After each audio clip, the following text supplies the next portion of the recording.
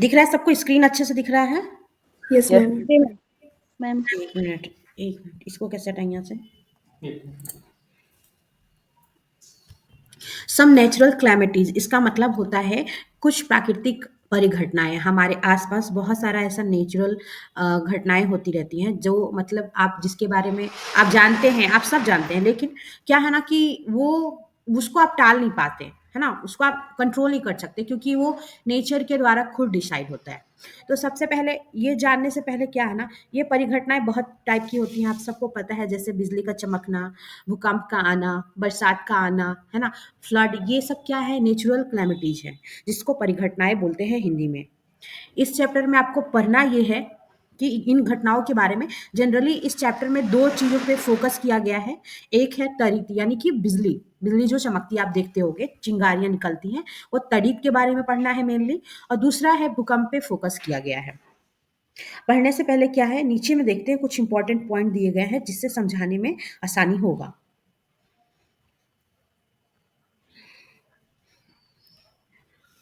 ये यहाँ पे देखो एक चीज दिया है कि भ्रूपट्टी क्या होता है। ये पृथ्वी जो है हमारी, उसके सबसे ऊपर का जो परत होता है उसको हम भ्रूपट्टी बोलते हैं। ठीक है। विसर्जन का मतलब होता है जैसे कि आपका घर है, आपके घर पे एक तार लगा रहता है, वो लोहे का रॉड लगा रहता है।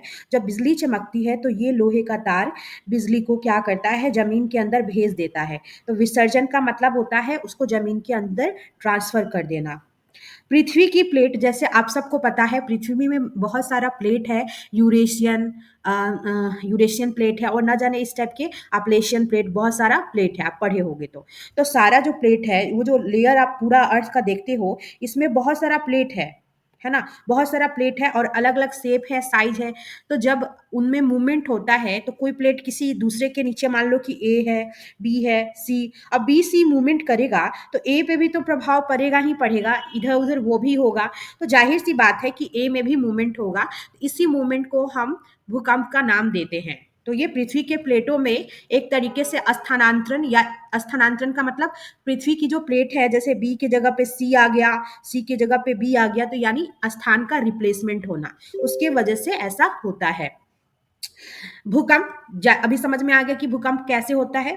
पृथ्वी की जो प्लेटें हैं, पृथ्वी की आंतरिक प्लेटों में क्या होता है, गति के कारण जो घटना उत्पन्न होती है उसी को हम भूकंप या अर्थक्वेक कहते हैं। विद्युत दर्शी का मतलब हो गया ऐसा इक्विपमेंट जो एक तरीके से, इसको हम अभी बाद में बताते हैं, रुक जाइए। त्वरित क्या होता है, जैसे जैसे त्वरित आवेश के द्वारा उत्पन्न होता है। अगर बोले कि त्वरित क्या होता है, तो आवेशों के घर्षण से, आवेशों के रगड़न से, आवेश जब आपस में रगड़न, रगड़न से क्या है ना, आवेशों के रगड़न से ये त्वरित उत्पन्न होता है। तो कैसे आवेश, आवेश दो टाइप के होते हैं, पॉजिटिव यानी कि धनायन, और ऋणायन यानी कि नेगेटिव, है ना। तो जैसे दो टाइप का होता है आवेश, पढ़ेंगे आगे डिटेल में। तो वो जब पॉजिटिव और नेगेटिव दोनों आपस में एक दूसरे से मिलते हैं तो घर्षण की वजह से ये त्वरित यानी कि बिजली उत्पन्न होता है। त्वरित चालक का मतलब हो गया बिजली को उत्पन्न करने वाला ऐसा तत्व, ऐसा चालक। ऋण आवेश क्या होता है, वो आवेश का दो टाइप है, एक ऋण आवेश और एक धन आवेश। ठीक है। रिएक्टर स्केल क्या होता है, जिसको रिएक्टर पैमाना बोलते हैं, ये एक ऐसा स्केल है जिससे आप भूकंप का जो एक तरीके से एल्टीट्यूड है उसको आप मेजरमेंट करते हैं, यानी भूकंप की तीव्रता को मापते हैं। तो इस स्केल पे मापा जाता है। तो जीरो से लेकर के, मान लो जीरो हो गया, वन हो गया, टू हो गया, ऐसे करके ये स्टार्टिंग होता है। तो आप रिएक्टर स्केल पे मापते हैं। भूकंप लेखी के बारे में भी बताएंगे, रुक जाइए। गर्जन क्या होता है, जनरली आप देखते होंगे कि बादल गरजते हैं। तो बादल क्यों गरजता है, इसलिए क्योंकि जब ऋण आवेश धन आवेश के संपर्क में आता है तो दोनों एक दूसरे से रगड़न खाते हैं, जिसकी वजह से आपको बादल से गर्जन की आवाज सुनाई देती है। ठीक है। आवेश का स्थानांतरण क्या होता है, जैसे जैसे मान लो यहाँ पे ऊपर में बादल हैं, बहुत सारे बादल हैं, तो यहाँ पे है ऋण आवेश है, मान लो। नीचे में जो पेड़ है हमारे अर्थ पे, नीचे में छोटे छोटे पेड़ हैं, एक्चुअली आता नहीं मुझे बनाने, समझ जाना, ये अर्थ पे, तो यहाँ पे है पॉजिटिव आयन। जब ये ऊपर की ओर जाते हैं और ये नीचे की ओर आते हैं तो यहाँ पे क्या होता है ना, कि ये एक दूसरे का स्थान लेने लगते हैं, नीचे की ओर आने लगता है और दूसरा ऊपर की ओर जाने लगता है। तो इसी को आवेश का स्थानांतरण बोलते हैं। ठीक है। यानी एक आवेश अपना जगह बदल लेता है, एक जगह से दूसरी जगह चला जाता है।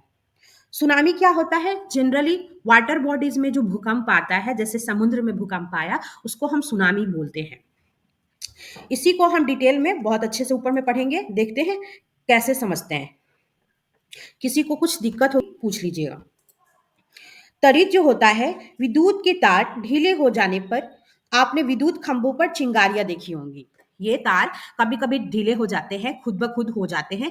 तो उस तरह से क्या होता है ना कि घरों में जहाँ पे सॉकेट लगा होता है, प्लग लगा होता है, वहां से खुद चिंगारियां आने लगती है, यानी शॉर्ट सर्किट होने लगता है। ये क्यों होता है? क्योंकि वो जो तार है आपस में लूज हो जाते हैं, शिथिल पड़ जाते हैं। उनका जो एक तरीके से जो पेचकस से जो पेच लगा होता है छोटा छोटा, वो टाइट करके हम लोग उसको या इलेक्ट्रिशियन उसको कस के बांधे रहते हैं। बट क्या होता है ना, कभी कभी काम करते करते वो धीरे धीरे लूज हो जाते हैं, जिसकी वजह से ये घटनाएं होती हैं। तो सबने देखा है। यह परिघटना उस समय बहुत अधिक होती है जब पवन चलती है, जब हवा चलती है। हवा चलने से क्या होता है, जो तार ढीले ढीले पड़े होते हैं वो आपस में एक दूसरे से टकराने लगते हैं। ठीक है, और इस टकराने की वजह से आप इस तरह की चिंगारियां, जहां पे मेन पोल होता है, जहां पे मेन एक तरीके से पोल, हर जगह खंबा उम्बा देखे होंगे, वहां पे इस तरह की घटना ज्यादा होती है। आपने सॉकेट में प्लग के ढीले होने पर भी चिंगारियां निकलते देखी होंगी। तड़ित भी एक विशाल स्तर की विद्युत चिंगारी ही है। तड़ित मतलब बिजली जो है, एक बहुत बड़ा टाइप का चिंगारी ही है। ठीक है। तो पहले के समय में लोगों को इतना पता नहीं था, तो ऐसे बोलते थे, बहुत सारे दादा दादी भी बोलते थे कि जरूर कुछ पाप बढ़ गया है पृथ्वी पे, इसलिए भगवान जी गुस्सा हो रहे हैं और इसलिए वो चिंगारियां निकाल रहे हैं। लेकिन ऐसा नहीं है। प्राचीन काल में लोग इन चिंगारियों का कारण नहीं समझते थे, इसलिए अतः वे तड़ित से डरते थे और सोचते थे कि उन पर भगवान के क्रोध के कारण ये जो तड़ित है वो उत्पन्न हो रहा है। दूसरा कलर यूज कर लेते हैं। अब वास्तव में हम यह जानते हैं कि बादलों में आवेश के एकत्रित होने से तड़ित पैदा होती है। आवेश कैसे एकत्रित होता है, थोड़ा सा ध्यान से सुनना आप लोग। जैसे ये मान लो हमारा लैंड है, ये हमारा पूरा लैंड का एरिया है। यहाँ पे समुद्र है, समुद्र है, ठीक है, ध्यान से सुनिएगा। और समुद्र का जो पानी है, ये जो पानी है धीरे धीरे धीरे धीरे गर्म होके किधर जाएगा? पानी गर्म होने पे हल्का होता है। वो पानी गर्म होके हल्का होके किधर जाएगा बेटा? सबको पता होगा। बादल में। ये बादल बनेंगे। ये क्या बनेंगे? बादल बनेंगे। डिफरेंट टाइप के बादल बनेंगे। और ठीक है, ये पानी ऊपर गए, फिर कंडेंसेशन का संघनन की प्रक्रिया हुई, संघनन हुआ, यानी कि ये जो बादल, ये जो ठंडे ठंडे वाटर ड्रॉप्स जो समुद्र से ऊपर की ओर जा रहे हैं, मीनू आ गई ना? हाँ, ये ऊपर की ओर जो ये जा रहे हैं पानी, ये जब ठंडे हो जाएंगे, सब संघनन की प्रक्रिया के दौरान जब ये छोटे छोटे वाटर की बूंदे ठंडी होती हैं, तब पुनः ये पृथ्वी पे गिरने लगती हैं बरसात के रूप में। ठीक है, एक चीज थोड़ा ध्यान से समझिएगा। लेकिन थोड़ा ध्यान से देख लेना, जब ये पानी, समुद्र वाला पानी जब ऊपर जा रहा है तो ये हल्का होगा। ठीक है, तो मान लो कि ये पॉजिटिव है, पॉजिटिव धन आयन है इन सब के पास। और वो जो पानी जो नीचे की ओर आ रहा है उसमें निगेटिव पावर है, नीचे की ओर जो आ रहे हैं वो ऋण आवेशित है। तो जब दोनों आपस में नीचे आने लगते हैं और ये ऊपर जाने लगता है, क्योंकि ये कंटिन्यूअस प्रोसेस है, समुद्र का पानी लगातार गर्म होकर ऊपर जा रहा है, और जब बरसात होती है तो ठंडा पानी नीचे आता है। तो यहीं पे एक काम होता है कि दोनों जो पानी है, दोनों टकरा जाते हैं, निगेटिव और पॉजिटिव जोर से टकराते हैं। तो आप धीरे से टकराए तो कोई बात नहीं, लेकिन जोर जोर से टकराए तो ये ब्राम ब्रिम करके बादल जो गरजने लगता है और बिजली चमकने लगती है। तो यही कारण है कि आप तड़ित की उत्पत्ति देख पाते हैं। जो बिजली चमक रही है, जो चिंगारियां निकल रही हैं, ये आवेश के कारण हो रहा है, यानी कि पॉजिटिव और निगेटिव आवेश जब आपस में मिलते हैं तो ये तड़ित उत्पन्न होता है। समझ में आ गया सबको? कुछ पूछना है? Yes ma'am. एनीवन कुछ पूछना? इरेज कर दे। Yes ma'am. हमें तरी से नहीं डरना चाहिए, परंतु इन घातक चिंगारियों से अपने बचाव के लिए कुछ सावधानियां अवश्य बरतनी चाहिए। कुछ प्रिकॉशंस है जो आप ले सकते हो, कुछ मेजर्स हैं जो आप ले सकते हो। चिंगारियां जिसके विषय में यूनानी जानते थे, लगभग 600 ईस्वी पूर्व से भी पहले प्राचीन यूनानी यह जानते थे कि जब एम्बर, एम्बर क्या होता है? एक प्रकार की रॉल होती है। एम्बर एक रॉल होती है। वो सबसे पहले कौन जानते थे? ये भी याद रखिएगा, यूनानी जानते थे। रॉल को जब फर से, फर समझते हो ना, वो जो जैसे भेड़ का जो फर होता है, देखे होगे, जब फर से रगड़ते हैं तो यह बालों जैसी हल्की वस्तुओं को आकर्षित कर लेती है। जब उस रोल को रगड़ते हो, थोड़ा ध्यान से सुनना, जैसे ये मान लो कि रोल है और इसको आप फर से आप आराम से इसको, इस पे क्या कि दूसरी चीज जो फर है उस पे आप इसको थोड़ा थोड़ा थोड़ा थोड़ा देर जोर जोर से ऐसे ऐसे रगड़े, तो उसके बाद ये क्या करेगी, ये जो रोल है, ये पतली पतली चीजों को, जैसे कि बाल है, कुछ इस तरह की जो चीजें हैं हल्की चीजों को अट्रैक्ट करने लगती है, मतलब अपनी ओर आकर्षित करती है। इसका एक दूसरा एग्जाम्पल भी आप लोग देखे होंगे, जैसे कि आप एक कॉम्ब ले लो, एक कंघी ले लो, उसको आप बालों से अच्छे से बालों से रगड़ो, बालों से रगड़ने के बाद वो जो प्लास्टिक की कॉम्ब है कंघी, वो छोटे छोटे जो कागज के टुकड़े हैं उसको आकर्षित करने लगती है। ठीक है, क्योंकि रगड़न से क्या होता है बेटा, आवेश उत्पन्न होता है। हम लोग ने नीचे पढ़ा आवेश कब उत्पन्न होता है, किसी भी दो चीजों को रगड़ते हैं तब आवेश उत्पन्न होता है। ठीक है, यहां तक समझ में आ गया।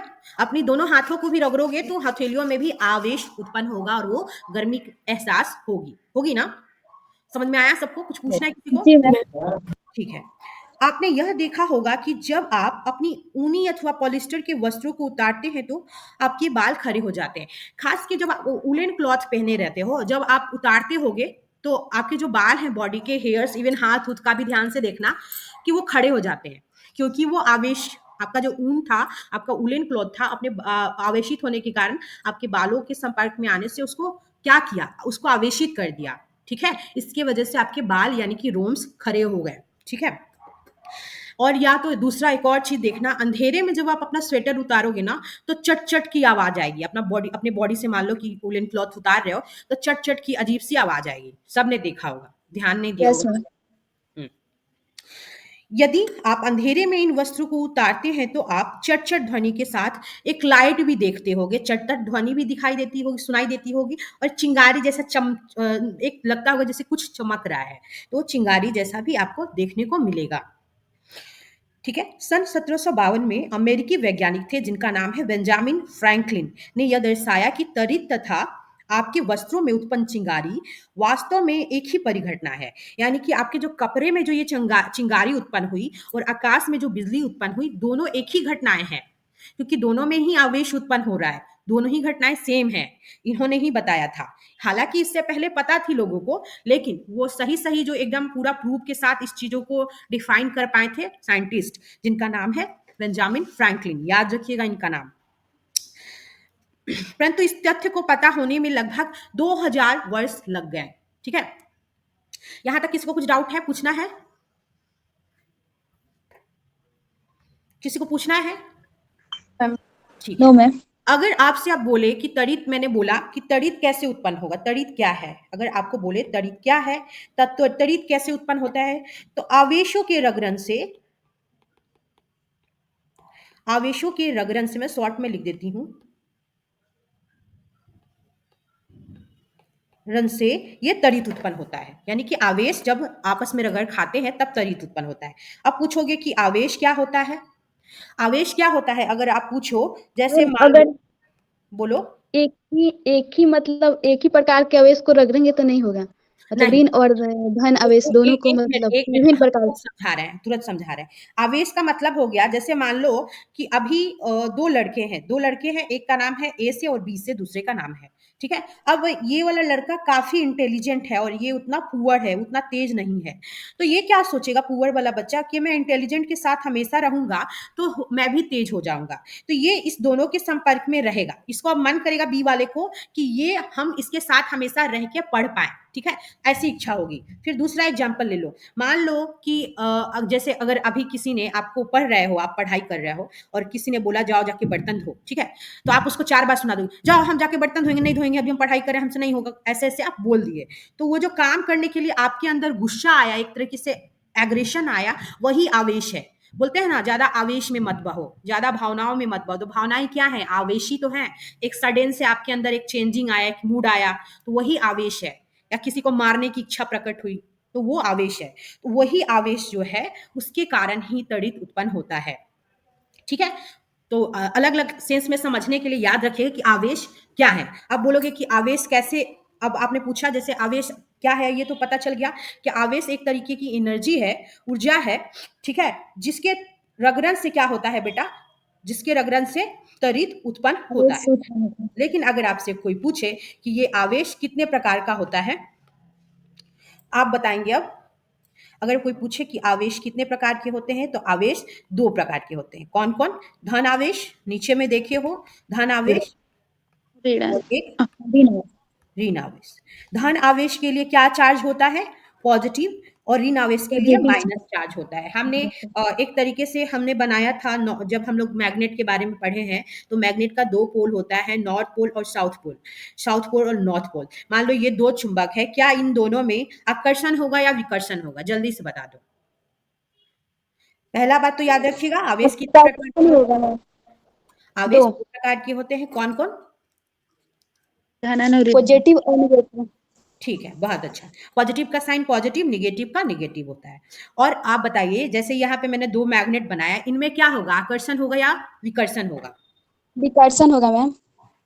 ठीक है, क्यों होगा? क्यों होगा ये भी बता दो। क्योंकि धन क्योंकि मैम धन ऋण आवेश से मतलब कराएंगे, ऋण ऋण से होगा तो विकर्षण नहीं होगा नहीं, मैम। नहीं, मैं यहाँ पे अगर पूछ एक रही हूँ, पॉजिटिव दूसरा ये 2 चुंबक है, इसके बारे में पूछ रही हूँ। एक चुंबक ये है और दूसरा चुंबक ये है। इसका नेगेटिव पोल ये है, साउथ पोल ये है। इसका साउथ पोल इधर रख दिया मैंने, इसका नॉर्थ पोल इधर रख दिया। अब बताओ, इस दोनों चुंबक में अट्रैक्शन होगा कि नहीं होगा? Ma'am anyone? साउथ साउथ तो नहीं होगा। नहीं होगा। कंफर्म हो? कोई नहीं एनीवन? जी मैम। गुड़िया, मीनू, शर्मिला, खुशबू? मैम हाँ, मैम बोलिए। सेम में नहीं होगा, पॉजिटिव और नेगेटिव जब होगा तभी आवेश होगा। हाँ, यहाँ मैग्नेट वाले में होगा या नहीं, ये बताइए प्रमिला। यहाँ नहीं होगा। ठीक है, मैम यहाँ पर क्या रखी है, मतलब कौन सा नॉर्थ में जो रखी है पॉजिटिव है जैसे या मैंने साउथ वाले पॉजिटिव है, पहला तो चुंबक दर्शा बताया, दीजिए। यहाँ रखा ना, पहला मैग्नेट यहाँ रखा, नॉर्थ साउथ, और इसके जस्ट बगल में मैंने ये दूसरा वाला रख दिया, साउथ नॉर्थ। हाँ तो जब भी होगा आकर्षित ना मैम। आकर्षित होगा ये। नहीं, ये तो प्रतिकर्षित होगा, ये नहीं करेगा। ठीक है, आप कंफ्यूज मत हो सपना। आकर्षित नहीं होगा क्योंकि इसके बगल में जस्ट साउथ है, तो साउथ वाला नहीं होगा। परमिला भी सही बताएं, आप भी सही बताएं, कंफ्यूजन मत रखना। क्योंकि ध्यान से देखना, यहाँ नॉर्थ वाले के जस्ट बगल में मैंने साउथ रखा, साउथ वाले के समय तुरंत हम दूसरे वाले में भी साउथ रख दिए हैं, तो साउथ साउथ तुरंत बगल बगल में है, तो ये एक दूसरे को आकर्षित नहीं करेगा, ये एक दूसरे को प्रतिकर्षित करेगा। क्या करेगा? एक दूसरे को फेंक देगा अलग अलग, एक झटका देके दूसरे चुंबक को अपने से दूर कर देगा। ठीक है, क्योंकि दोनों सेम, एकदम सेम, जो लास्ट वाला चार्ज है दोनों सेम सेम है। लेकिन अगर यहीं पे मैंने रखा नॉर्थ और यहाँ पे रखा साउथ, फिर दूसरा मैग्नेट रखा यहाँ पे मैंने नॉर्थ, फिर यहाँ साउथ, तो ये दोनों क्या होगा? आकर्षित होगा, क्योंकि इसके जस्ट साउथ के बगल में यहाँ नॉर्थ है। ठीक है, तो मैंने पिछले क्लासेस में भी बताया है कि समान आवेश जब एक दूसरे के पास होते हैं, तो वहां पे क्या होता है? समान आवेश में, समान में क्या होगा? प्रतिकर्षित होता है, समान में प्रतिकर्षण होगा। प्रतिकर्षण होगा, और असमान में क्या होगा? आकर्षण होगा। उसी तरह अगर आपके पास जो आवेश है वो समान, मैंने यहाँ 4 लिख दिया था, एक मिनट देख लो, 4 लिखा था। अगर समान वाला है तो वो एक दूसरे को प्रतिकर्षित करेगा, यानी झटका देके फेंक देगा। लेकिन अगर वही असमान है तो आकर्षित करेगा, जिसके फलस्वरूप त्वरित या बिजली उत्पन्न होती है। जैसे देखो, पॉजिटिव निगेटिव, तो क्या होगा? आकर्षित होगा कि नहीं होगा? जल्दी बोलो। होगा मैम, आकर्षित होगा। होगा मैम। यहाँ पॉजिटिव पॉजिटिव आकर्षित होगा कि नहीं होगा? नहीं होगा। निगेटिव निगेटिव, विकर्षित, प्रतिकर्षित, नहीं होगा मैम। निगेटिव निगेटिव क्या होगा बेटा? प्रतिकर्षित। हाँ, प्रतिकर्षित, निगेटिव और पॉजिटिव आकर्षित होगा। हाँ। आकर्षित। इसी तरीके से क्या होगा, जब कभी भी समान चार्ज आएगा तो एक दूसरे को डिसलाइक कर देंगे। वो अगर असमान आएगा तभी आकर्षण होगा और आगे का काम आगे बढ़ेगा।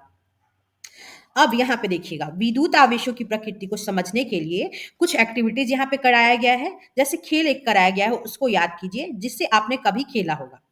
जब आप प्लास्टिक के पैमाने, यानी कि प्लास्टिक वाला जो स्केल आता है, उसको आप अपने सूखे हुए बालों से ऐसे ऐसे करके आवाज से सुन रहे होगे, मैं तो जैसे मैंने अपने बालों में ऐसे करके रब कर रही हूँ, ऐसे प्लास्टिक के स्केल को रब करोगे आप, तो क्या होगा? उसके बाद जो आपका जो प्लास्टिक वाला स्केल है, उसको छोटे छोटे, जैसे ये कागज के टुकड़े हैं, छोटे छोटे कागज के टुकड़े के पास स्केल को ले जाओगे तो ये अट्रैक्ट होने लगेगा। किधर? आपके स्केल से, क्योंकि जो प्लास्टिक है वो आवेशित हो गया रगड़ने से। कहाँ? आपके बालों में रगड़ने से। समझ में आया? ठीक है, जी मैम। अब आप ये पूछोगे, हाँ प्रमीला कुछ बोल रहे हैं आप? No ma'am.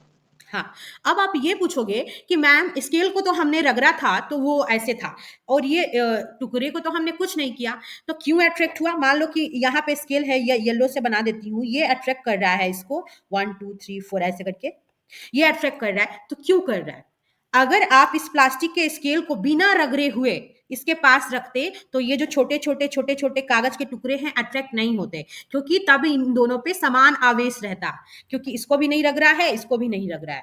लेकिन लेकिन आप किए क्या हो कि इस प्लास्टिक के स्केल को आपने अपने बालों से रगड़ करके आवेशित कर दिया, तो इसका चार्ज इसके चार्ज की अपेक्षा उल्टा हो गया, यानी इस पे जो चार्ज था इसका जस्ट अपोजिट इस पे होगा, इसके वजह से ये क्या है, अट्रैक्ट कर लिया। समझ में आया कि ऐसा क्यों हुआ?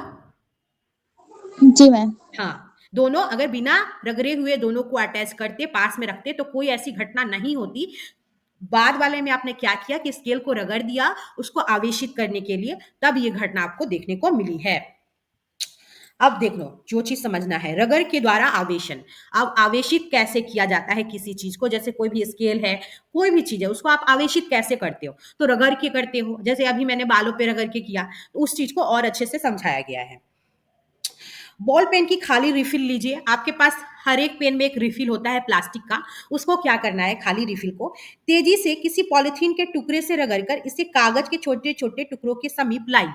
उस प्लास्टिक की रिफिल को क्या करना है, प्लास्टिक से रगड़ देना है ना, जोर से। उसके बाद क्या करना है कि कागज के छोटे छोटे टुकड़े के पास लाना है, लेकिन याद रखना है जो रिफिल आप रगड़े हो उससे आपका हाथ ना स्पर्श करे या किसी चीज से वो सटे नहीं, क्योंकि अगर फिर हाथ से सट गया या किसी और चीज से सट गया तो रगड़ने के उपरांत जो उसमें आवेश आया था वो फिर से भाग जाएगा, क्योंकि आपके हाथ जो है उस आवेश को वापस ग्रहण कर लेंगे, ठीक है, उसको हटा देंगे। इसलिए कोशिश करना है जब किसी चीज को आप रगड़े हो, रगड़ने के उपरांत किसी दूसरी चीज से न सटाओ, ठीक है। वही बोला गया है कि सावधानी रखिए कि रिफिल का रगड़ा हुआ सिरा आपके हाथों अथवा किसी धातु की वस्तु से न छुए, कोशिश ये करनी है। हमने क्रियाकलाप को छोटी छोटी सूखी पत्तियों, भूसे तथा सरसों के दानों के साथ दोहराने के लिए भी ये काम किया करने के लिए कहा जा रहा है। तो ये जो रगड़ा हुआ जो रिफिल था वो छोटे छोटे टुकड़े के पास आएगा तो फिर अट्रैक्ट करेगा, क्योंकि आपने रिफिल को रगड़ के आवेशित कर दिया है। लेकिन यहाँ पे देखिए लिखा क्या है, जब प्लास्टिक की रिफिल को पॉलिथीन के साथ रगड़ते हैं तो ये कुछ विद्युत आवेश अर्जित कर लेता है। कौन? जो प्लास्टिक की जो रिफिल है, आप उसको रगड़े हो तो कुछ आवेश अपने ऊपर ले लेता है प्लास्टिक की पन्नी से रगड़ने के बाद में, तो ये आवेशित हो गया। कौन? आपकी रिफिल आवेशित हो गई, जो चीज को आप रगड़ रहे हो वो आवेशित हो जाती है। इसी प्रकार जब प्लास्टिक की कंघी को सूखे बालों से रगड़ते हैं तब भी क्या करती है, ये कुछ विद्युत आवेश अपने ऊपर अर्जित कर लेती है, यानी कि ग्रहण कर लेती है, आवेशित हो जाती है। इन वस्तुओं को आवेशित वस्तुएं कहते हैं, क्योंकि इनके ऊपर चार्ज उत्पन्न हो गया। जब दो चीजों को आपस में हम रगड़ते हैं तो वहां पे चार्ज उत्पन्न होता है, इसलिए इनको आवेशित वस्तुएं या आवेशित सामान आप बोल सकते हैं। रिफिल तथा प्लास्टिक की कंघी को आवेशित करने की प्रक्रिया में पॉलिथीन तथा बाल भी आवेशित हो जाते हैं। ऐसा नहीं है कि सिर्फ एक ही चीजें आवेशित हुई, आप दोनों हाथों को जब रब करते हो तो दोनों हथेलियां गर्म होती हैं, सिर्फ एक तो नहीं होता। इसी तरह आप एक रिफिल को जब पॉलिथीन से रगड़ रहे हो तो दोनों दोनों पे कुछ चार्ज होता है। तो मान लो कि एक पे हमने देखा नहीं है कि किस पे क्या चार्ज है, बट एक पे पॉजिटिव चार्ज होगा और एक पे निगेटिव चार्ज। अगर पॉलिथीन पे पॉजिटिव चार्ज होगा तो आपके रिफिल में निगेटिव, यानी कि दोनों पे अलग अलग चार्ज होगा, ठीक है। तो कहने का मतलब जब किसी चीज से आप रगड़ते हैं तो दोनों चीजें आवेशित होती है, दोनों वस्तुएं आवेशित होती हैं, ठीक है। इस प्रक्रिया में क्या होता है, पॉलिथीन तथा बाल भी आवेशित हो जाते हैं। यहाँ पे क्या करना है, आपको ध्यान से देखना, एक कॉलम दिया गया है, रगड़ी गई वस्तुएं और जिससे आप रगड़े हो वो, और उसके बाद जब कागज के टुकड़े के पास में आप रगड़ी हुई वस्तु को लाते हैं तो क्या वो अट्रैक्ट होती है या नहीं होती है, इस चीज को बताना है। तो एक प्लास्टिक का जो रिफिल है जो आपके पेन में लगा हुआ है उसको आपको रगड़ना है, किससे? पॉलिथीन से या ऊनी कपड़े से। जब आप रगड़ोगे तो उसके बाद कागज के टुकड़े के पास लाओगे तो आकर्षित होगा कि नहीं होगा? होगा मैम।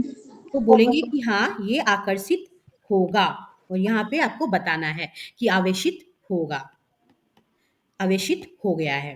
फिर गुब्बारा, एक गुब्बारा है, हालांकि गुब्बारे वाला एक्सपेरिमेंट इसमें नहीं कराया गया है, अभी आगे कराया जाएगा। नहीं आया ना? नहीं मैम। हाँ आ गया है। आगे। गुब्बारा है, वो गुब्बारे को, अगर एक गुब्बारा है फूला हुआ और उसको आप पॉलिथीन या ऊनी वस्त्र से या सूखे बाल से रगड़ते हो, तो वो भी ये भी आकर्षित आकर्षित कर हो करेगा मैम। जाएगा उस कागज के टुकड़े की ओर और वो भी आवेशित हो जाएगा। रबर है, प्लास्टिक का जो रबर आता है उसको भी उनसे रगड़ोगे तो ये आकर्षित होगा, आपकी जो कागज का टुकड़ा है वो, और वो भी आवेशित होगा। लेकिन यहाँ पे देखना, स्टील की चम्मच है दिया गया है, इसको पॉलिथीन या ऊनी वस्त्र से आप रगड़ते हो तो ऐसी कोई भी घटना उत्पन्न नहीं होती है, वो कागज के टुकड़े को अट्रैक्ट नहीं करता है, वो आवेशित नहीं होता है। समझ में आया? यहाँ पे कोई और लोहे का टुकड़ा भी दे दे तो भी यही कंडीशन होगा।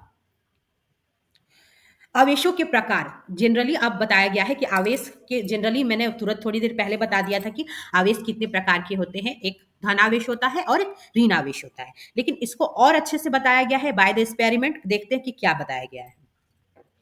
तो आवेशों के प्रकार तथा इसकी अन्योन्य क्रिया। आवेशों के प्रकार और इनके बीच जो आपस में क्रियाएं होती हैं, काम होता है, उसी को हम पढ़ेंगे। दो गुब्बारे फुलाएं, दो आपको गुब्बारे फुलाने हैं और इस प्रकार से लटकाना है, ठीक है, कि ये एक दूसरे को टच ना करे, थोड़ा ध्यान दे दीजिएगा। ये कंडीशन 1 है और ये 2 कंडीशन है दूसरी वाली, इसके बाद ये कंडीशन बनेगी 1 के बाद। तो आपको ऐसे टांगना है कि दोनों आपस में एक दूसरे को टच ना करें। ध्यान से दिख रहा है ना ये फिगर सबको? जी मैम दिख रहा ठीक है। दोनों गुब्बारों को किसी ऊनी कपड़े से रगड़िए और छोड़ दीजिए। दोनों को आपको क्या करना है कि दोनों को रगड़ना है, इसको भी वूलन क्लॉथ से रगड़ना और इसको भी रगड़ना। तो क्या होगा, दोनों दोनों पे कैसा आवेश जाएगा? अलग अलग आवेश जाएगा या एक ही तरह का आवेश जाएगा? जल्दी बताओ। है। एक ही तरह का जाएगा मैम। अंशु आप हो गया, सपना बोल दिया। अंशु बताओ कैसा आवेश रहेगा? अलग आवेश रहेगा दोनों पे या एक ही अलग जैसा? होगा। हाँ परमीला बोलिए। अलग अलग रहेगा। ध्यान से परमीला, ये दोनों गुब्बारे हैं और दोनों को मैंने, दोनों फूले हुए गुब्बारे हैं और दोनों को मैंने उलेन क्लॉथ से रगड़ा है, दोनों को ऊनी कपड़े से मैंने रगड़ा है। एक ही आदेश रहेगा। मीनू, मीनू मैम अलग होगा ना। ध्यान से मीनू, ये दोनों फूले हुए गुब्बारे हैं बेटा, ठीक है, दोनों फूले हुए गुब्बारे हैं और दोनों टंगे हुए हैं और दोनों को मैंने एक ही टाइप के कपड़े से रगड़ा है, दोनों उलेन क्लॉथ से। ऐसा नहीं कि एक को रगड़ा है एक को नहीं, दोनों को रगड़ा है मैंने। तो ठीक है, ज्यादा कंफ्यूजन नहीं रखो, दोनों एक ही टाइप का आवेश ग्रहण करेगा, ठीक है। इसीलिए क्या होगा, दोनों पे समान आवेश उत्पन्न होगा, समान आवेश उत्पन्न होगा, समान आवेश उत्पन्न उत्पन्न होगा, जिसकी वजह से दूसरे पिक्चर में क्या दिखाया गया है कि ये एक दूसरे से दूर भाग रहे हैं। दूसरे वाले में क्या पास आते दिख रहे हैं आपको? ध्यान से देखिए तो पास आते नहीं दिख, मैम। ये एक दूसरे से दूर भाग रहे हैं बिकॉज हाँ, बहुत अच्छा अन्य, बिकॉज इन दोनों पे समान आवेश उत्पन्न है, बिकॉज हमने एक ही टाइप के कपड़े से दोनों को रब किया है। ऐसा नहीं है कि किसी और पे एक था किसी और पे एक था या एक ही आवेशित था। सपोज दैट मेरा गुब्बारा ना, ये जो पिंक वाला है, मैंने सिर्फ इसको रब किया होता, वैसी कंडीशन में एक दूसरे को ये क्या करते, लाइक करते, एक दूसरे को अट्रैक्ट, आकर्षित करते हाँ, हैं। आकर्षित करते। आकर्षित बट करते हैं। हमने दोनों को रगड़ा है, इट मीन्स दोनों पे समान चार्ज उत्पन्न हुआ और ये एक दूसरे को लिखा भी है नीचे में, नोट भी पढ़ लोगे तो समझ में आ जाएगा। मैम अब जब आकर्षित करेगा हाँ, मैम तो कैसे समझेंगे उसे, मतलब सट जाएगा एक दूसरे से। देखो बताते हैं, बता रहे। अब ध्यान से मैम देखो। अभी वो सारनी में आप गुब्बारा वाला आकर्षित बोले ना, कौन सा? ऊपर ध्यान, सारनी में। सारणी में देखो मैंने क्या बोला है, ध्यान से देख लो, कंफ्यूजन मत रखो। ये जो गुब्बारा है, आपने गुब्बारा को आपने क्या किया, किसी पॉलिथीन से आप रगड़ लो या किसी ऊनी वस्त्र से रगड़ लो या किसी सूखे हुए अपने बाल से रगड़ लो, ठीक है, किसी एक से रगड़ लो। तो वो तो आपने आवेशित कर दिया ना, गुब्बारे को आवेश उत्पन्न किया गुब्बारे पे। तो अब इस गुब्बारे को जब कागज के टुकड़े के पास ले जाओगे, यहाँ लिखा है ध्यान से देखो, कागज के टुकड़ों को आकर्षित करती है या नहीं। तो ये गुब्बारा जब कागज के टुकड़े के पास में आएगा तो ये इसको आकर्षित करेगा, तो आकर्षित करेगा यही लिखा मैंने। और आवेशित हुआ या नहीं हुआ, तो हाँ हुआ, वही बताया मैंने। समझ में आया? ओके। हाँ, क्योंकि देखो आपने सिर्फ यहाँ गुब्बारे को रगड़ा है, किससे रगड़ा है? पॉलिथीन से, ऊनी कपड़े से या बाल से। लेकिन आप कागज के टुकड़े को किसी से नहीं रग रहे हो, वो टुकड़े एज इट इज, आप कागज जैसे फाड़ते हो आप फाड़ के रख सकते हो, वैसे फटे हुए वो कागज है, कागज आवेशित नहीं है, है ना? मीनू समझ रहे हो बात को? जी मैम। कागज को आपने बस फाड़ के एज इट इज वो फटा हुआ छोटा छोटा, अगर आपके घर में भी टुकड़ा होगा वो कागज के टुकड़े हैं, उसको आपने किसी से रब नहीं किया, बट आप गुब्बारे को यहाँ रब किए हो। तो मान लो कि ये इस गुब्बारे पे कैसा चार्ज होगा, सेम चार्ज होगा क्या कागज की जैसा? No ma'am. ये कागज पे जो चार्ज होगा और गुब्बारे पे जो चार्ज होगा वो दोनों अलग चार्ज होंगे। अगर इस पे पॉजिटिव होगा तो इस पे निगेटिव होगा, और इस पे निगेटिव अगर होगा तो इस पे पॉजिटिव होगा, क्योंकि हम जान नहीं रहे हैं कि किस पे क्या होगा, अभी हमें ये नहीं पता है। लेकिन रगड़ने के बाद क्योंकि आपने गुब्बारे को आवेशित कर दिया और कागज आवेशित नहीं था, यानी कि दोनों पे चार्ज अलग अलग था। समझ में आया? आगे बढ़े। जी मैम। Yes ma'am. अब क्या होगा, जैसे एक कंडीशन में क्या करते, मैंने बोला था कि दोनों को आपने रब किया था, इसलिए यहाँ पे क्या हुआ कि आपके दोनों गुब्बारे एक दूसरे से भाग रहे थे। लेकिन अब थोड़ी देर के बाद वेट करके क्या करो आप, आपने दोनों को रगड़ा था, दोनों को आपने रगड़ा था। अगर आप क्या करते कि एक कागज को दोनों को रगड़ने के बाद आप इसको जाके अपने हाथों से टच कर दो, अपने हाथों से टच कर दो, छू लो, और इसको मत छुओ। तो अब बताओ इस दूसरी कंडीशन में गुब्बारे में क्या होगा, आप पास आएंगे कि दूर जाएंगे? आकर्षित पास आएंगे मैम, आकर्षित पास करेंगे। आएंगे। सब सब सपना से सहमत हो या नहीं, पास आएंगे कि दूर जाएंगे? अनन्या, उर्मिला बोलिए, बोलिए, अनन्या, गुड़िया, अनन्या, आप नहीं हो क्या? नहीं सुनी। मैं बोल रही हूँ कि सपोज डेट ये जो दोनों गुब्बारे सेम चार्ज के थे, ठीक है, तभी तो एक दूसरे को डिसलाइक किए ना, जी जी क्योंकि आप दोनों को जी उलन जी कपड़ों से रगड़े हो। लेकिन अब आपको क्या करना है कि इसको जाके अपने हाथ से छू देना है और इसको नहीं छूना है, इसको टच नहीं करना है। तो अब ये गुब्बारे आपस में कैसा दिखाएंगे प्रॉपर्टी, अट्रैक्ट करेंगे या नहीं करेंगे? करेंगे मैम। करेंगे। करेंगे। शर्मिला, आप भी सहमत हो, करेंगे या नहीं? यस नहीं मैम। करेंगे, नहीं करेंगे। करेंगे, नहीं हाँ, करेंगे। नहीं, इसको आपने टच किया बेटा, इसको ग्रीन वाले को टच किया, बस इस रेड वाले को नहीं किया हो टच, याद रखना। तो क्या बोले अनन्या? नहीं करेंगे। बेटा करेंगे, क्योंकि आप जब इस दोनों को रगड़े थे दोनों को आपने उलन क्लॉथ से रगड़ा था। लेकिन रगड़ने के बाद आप दूसरी मर्तबा सेकेंड टाइम में क्या किया, इसको जाके अपने हाथ से छू दिए हो ग्रीन वाले को, लेकिन आपने इसको नहीं छुआ है। तो इस जी पे जो पहले चार्ज था वो अभी भी बरकरार है, इस पे जो आवेश था पहले वाला वो अभी भी वही वाला आवेश है, लेकिन इसको छू के इसको अनावेशित कर दिए। यानी इसका चार्ज आप अपने हाथों से छू करके, मैंने पहले भी बोला था कि जब आप रिफिल को रगड़ रहे हो, आवेशित कर रहे हो, तो कोशिश कीजिएगा कि अपनी हाथों से या किसी धातु से वो टच ना करे, क्योंकि तब आवेश खत्म हो जाएगा। वैसे ही जैसे आप इसको टच किए तो इसका आवेश खत्म हो गया, इसका जस्ट अपोजिट आवेश आपको ग्रीन वाले पे दिखेगा, तो ये एक दूसरे को अब अट्रैक्ट कर लेंगे। समझ में आया? जी अब अट्रैक्ट कर लेंगे। समझ में आया या सिर्फ बातों में ही हाँ में हाँ कर रहे हो? नहीं मैम क्लियर आया। है, क्लियर है। अभी नेटवर्क थोड़ा सी चल, आवाज इसलिए क्लियर नहीं आ रहा है ठीक मेरा। है, अच्छी बात है। तो क्यों हुआ सपना, क्लियर हुआ बेटा? परमिला, क्लियर हुआ, समझ में आया जी ऐसा मैम। क्यों होगा? आगे हाँ की मैम एक्चुअली समझ गई। थर्ड कंडीशन जो बनेगी, एक्चुअली उसके बारे में बताया नहीं गया, बट सपना ने पूछा कि मैम ऐसा करके कुछ पूछा था अभी, तो इसलिए मैंने सोचा कि थर्ड कंडीशन अपने मन से थोड़ा बताते हैं कि आखिर हाँ, अपोजिट नेचर है, बिकॉज आपने टच करके एक का जो आवेश आपने अपने हाथों से टच करके इसको अनावेशित कर दिया ना बेटा, आपको इसको टच नहीं किए, तो एकदम अपोजिट चार्ज है, तो जाहिर सी बात है कि अट्रैक्ट करेंगे। उस चीज को फिर से दूसरे तरीके से समझाया गया है। क्या करना है कि पेन के बेकार पड़े रिफिल को फिर आपको क्या करना है, इस तरीके से यूज करना है। एक रिफिल को पॉलिथीन से रगड़ना है, ध्यान से रगड़िएगा, कोशिश कीजिएगा कि हाथ से या किसी चीज से टच ना हो। कागज के गिलास को स्टैंड की भांति उपयोग करते हुए इस ग्लास में वो जो रगड़ा हुआ पॉलिथीन से रगड़ा हुआ रिफिल है, उसको यहाँ ग्लास को आपने एज लाइक का स्टैंड यूज किया। स्टैंड होता है ना जहाँ कुछ रखते हैं, उसमें आपको इस रिफिल को रखना है, ठीक है, रखिए। दूसरी रिफिल को बेटा क्या करना है, दूसरी रिफिल को पॉलिथीन से रगड़िए तथा इसे आवेशित रिफिल के निकट लाइए। ठीक है, क्या करना है, फिर दूसरी वाली रिफिल को भी सेम काम करना है, फिर रगड़ना है, और इस पहले वाले, ये जो पहले वाले है ये हो गई, और दूसरी वाली ये हो गई, दूसरी वाली के लिए दूसरा कलर यूज कर लेते हैं, दूसरी वाली ये हो गई, पहली वाली वो हो गई, जो आप पहले से रख दिए हो पहला वाला है, और दूसरा वाला कैसा है, दूसरा वाला 2 नंबर है। तो दूसरे वाले को फिर से रगड़ के आप ले आए इसके पास में, पहले वाले के पास में, तो क्या होगा उस चीज को फिर से बताया जा रहा है, लाइए।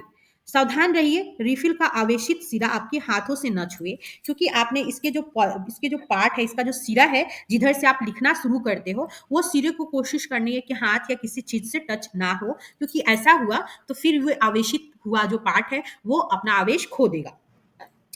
क्या ग्लास में रखे रिफिल पर कोई प्रभाव पड़ता है? क्योंकि दोनों अब अभी नहीं बताएंगे, अभी आगे पढ़ो। क्या प्रभाव पड़ता है? क्या ये दोनों रिफिल एक दूसरे को आकर्षित अथवा प्रतिकर्षित करते हैं?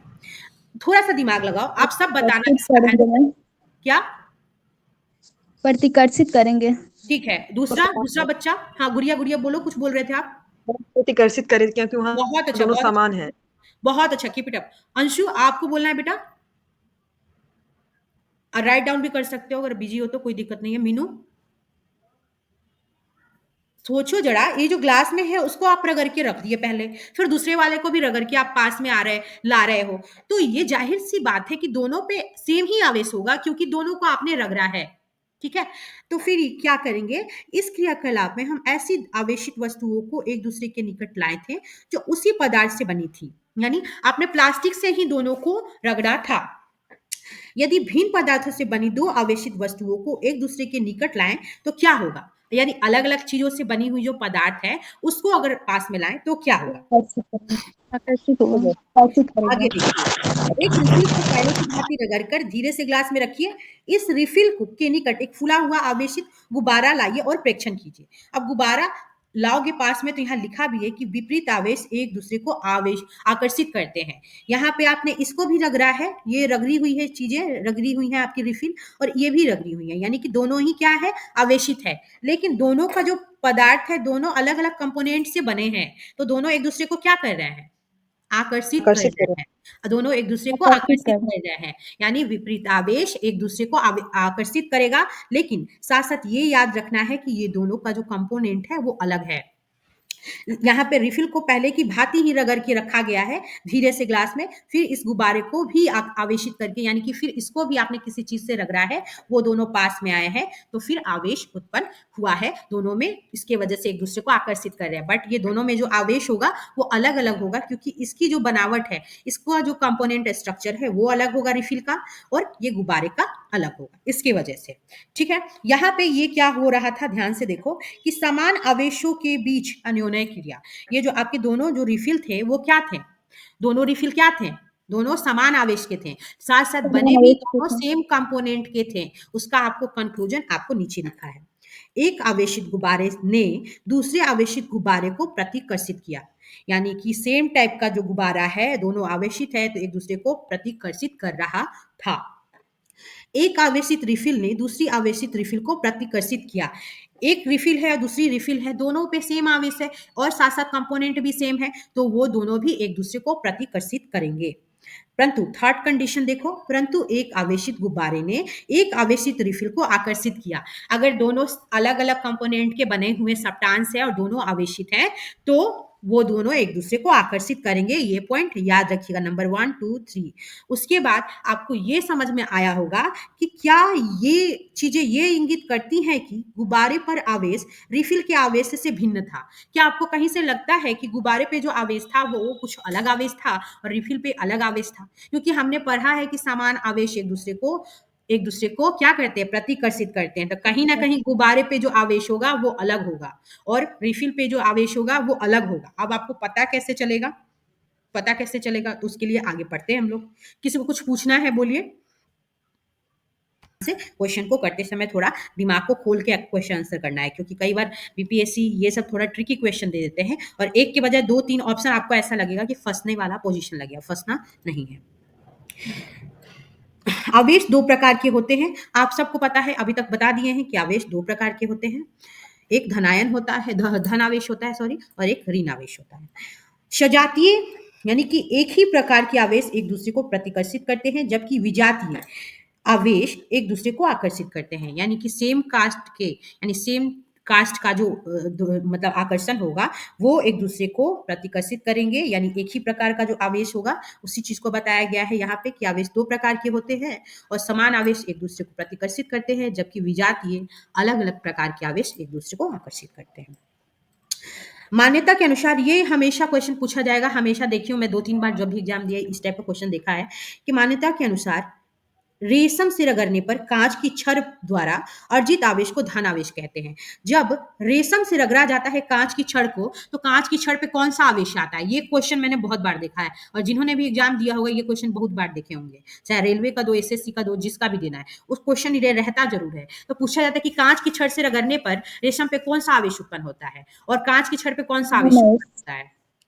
तो कांच की छड़ पे ऋण कौन सा आवेश? ऋण आवेश रहता है मैम, इसलिए बोले? रगड़ने पर मतलब धन आवेश, हाँ कांच के छड़ पे ऋण आवेश होता है। हाँ, तो एक पे आ गया धन आवेश और एक पे आ जाएगा, हाँ बोलिए अंशु, अंशु बोलिए। जब हम रगड़ते हैं किससे, रेशम से, तो कांच की छड़ पे कौन सा आवेश होता है? इस तरीके का क्वेश्चन हमेशा रहता है।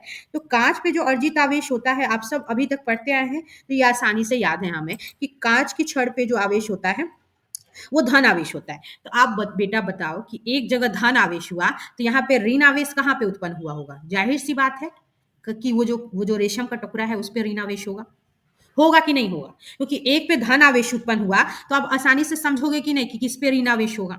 कांच की छड़ पे आप धन आवेश बोल रहे हो तो ऋण आवेश कहाँ होगा? इसके जस्ट अपोजिट वाले पे। रेशम तो अब इस चीज को समझना है जैसा अंशु ने बोला उस हिसाब से। अन्य प्रकार के आवेश को ऋण आवेश कहते हैं, यानी कि अन्य प्रकार का जो आवेश होगा उसको आप ऋण आवेश कह रहे हो, यानी जो रेशम वाला जो आवेश है वो ऋण आवेश है। लेकिन अब इस चीज को समझेंगे कैसे? यह देखा गया है कि जब आवेशित कांच की छड़ को पॉलिथीन से रगड़े गए आवेशित प्लास्टिक स्ट्रॉ के निकट लाते हैं तो दोनों के बीच आकर्षण होता है। यानी दोनों जब आकर्षित, दोनों आवेशित है, दोनों को जब आवेशित कांच की छड़ को आपने प्लास्टिक से रगड़े हुए, पॉलिथीन से रगड़े हुए किसी भी प्लास्टिक स्ट्रॉ के पास में आए तो दोनों में आकर्षण हुआ। तो थोड़ा सोचो कि ये तो कांच का छड़ था और ये प्लास्टिक का स्ट्रॉ था, दोनों को पास मिला है तो ऐसा क्यों हुआ?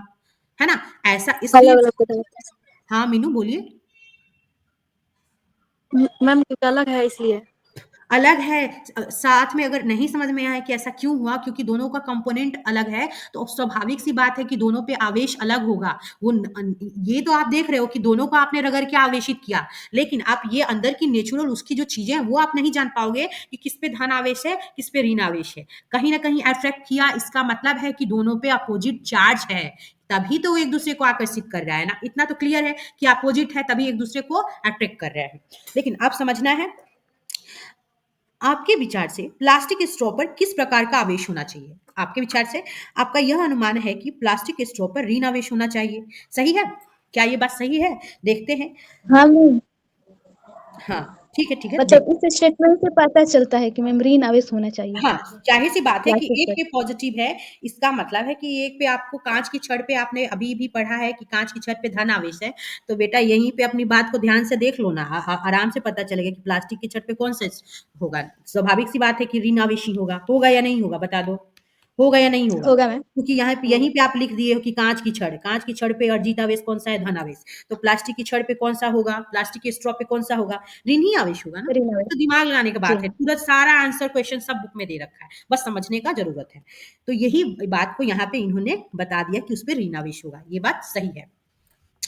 रगड़ने पर क्या होता है उत्पन्न? रगड़ने पर उत्पन्न जो विद्युत आवेश होता है वो स्थैतिक होते हैं, मतलब कि उसमें रुके रहते हैं, ठीक है? जिसपे जैसे आप अपने हाथों को रगड़े, आवेश तो उत्पन्न हुआ, लेकिन स्थैतिक कहने का मतलब वहीं रुके रहते हैं, बैठे रहते हैं, लेकिन वे स्वयं गति नहीं करते, वो खुद से मूव नहीं करते एक जगह से दूसरी जगह।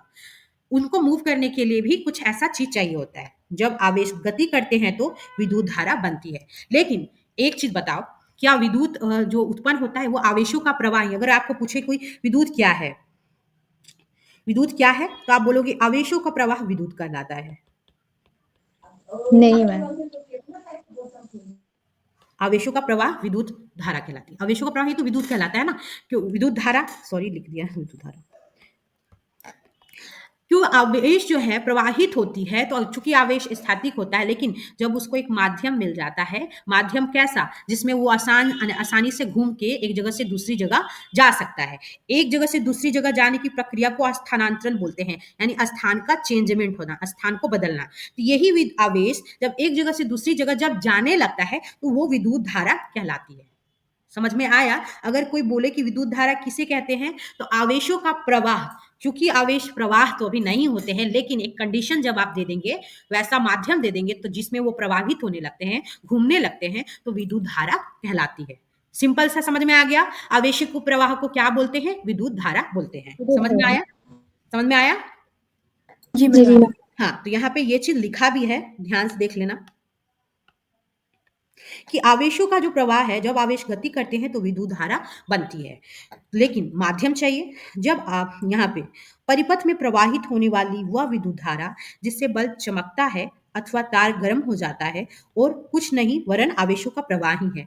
कहने का मतलब, जैसे परिपथ में पथ कोई भी रास्ता है, एक रास्ता है, तार तार क्या है? तार में तो एक रास्ता ही है ना। तार एक जगह से दूसरी जगह लगाया जाता है क्योंकि आपको विद्युत धारा प्रवाहित करनी है। विद्युत धारा प्रवाहित करने का मतलब आवेशों को एक जगह से दूसरी जगह भेजना है। ये जो तार है, तार में आपको आवेश ऐसे ऐसे ऐसे ऐसे पॉजिटिव निगेटिव ऐसे ऐसे जाते रहते हैं।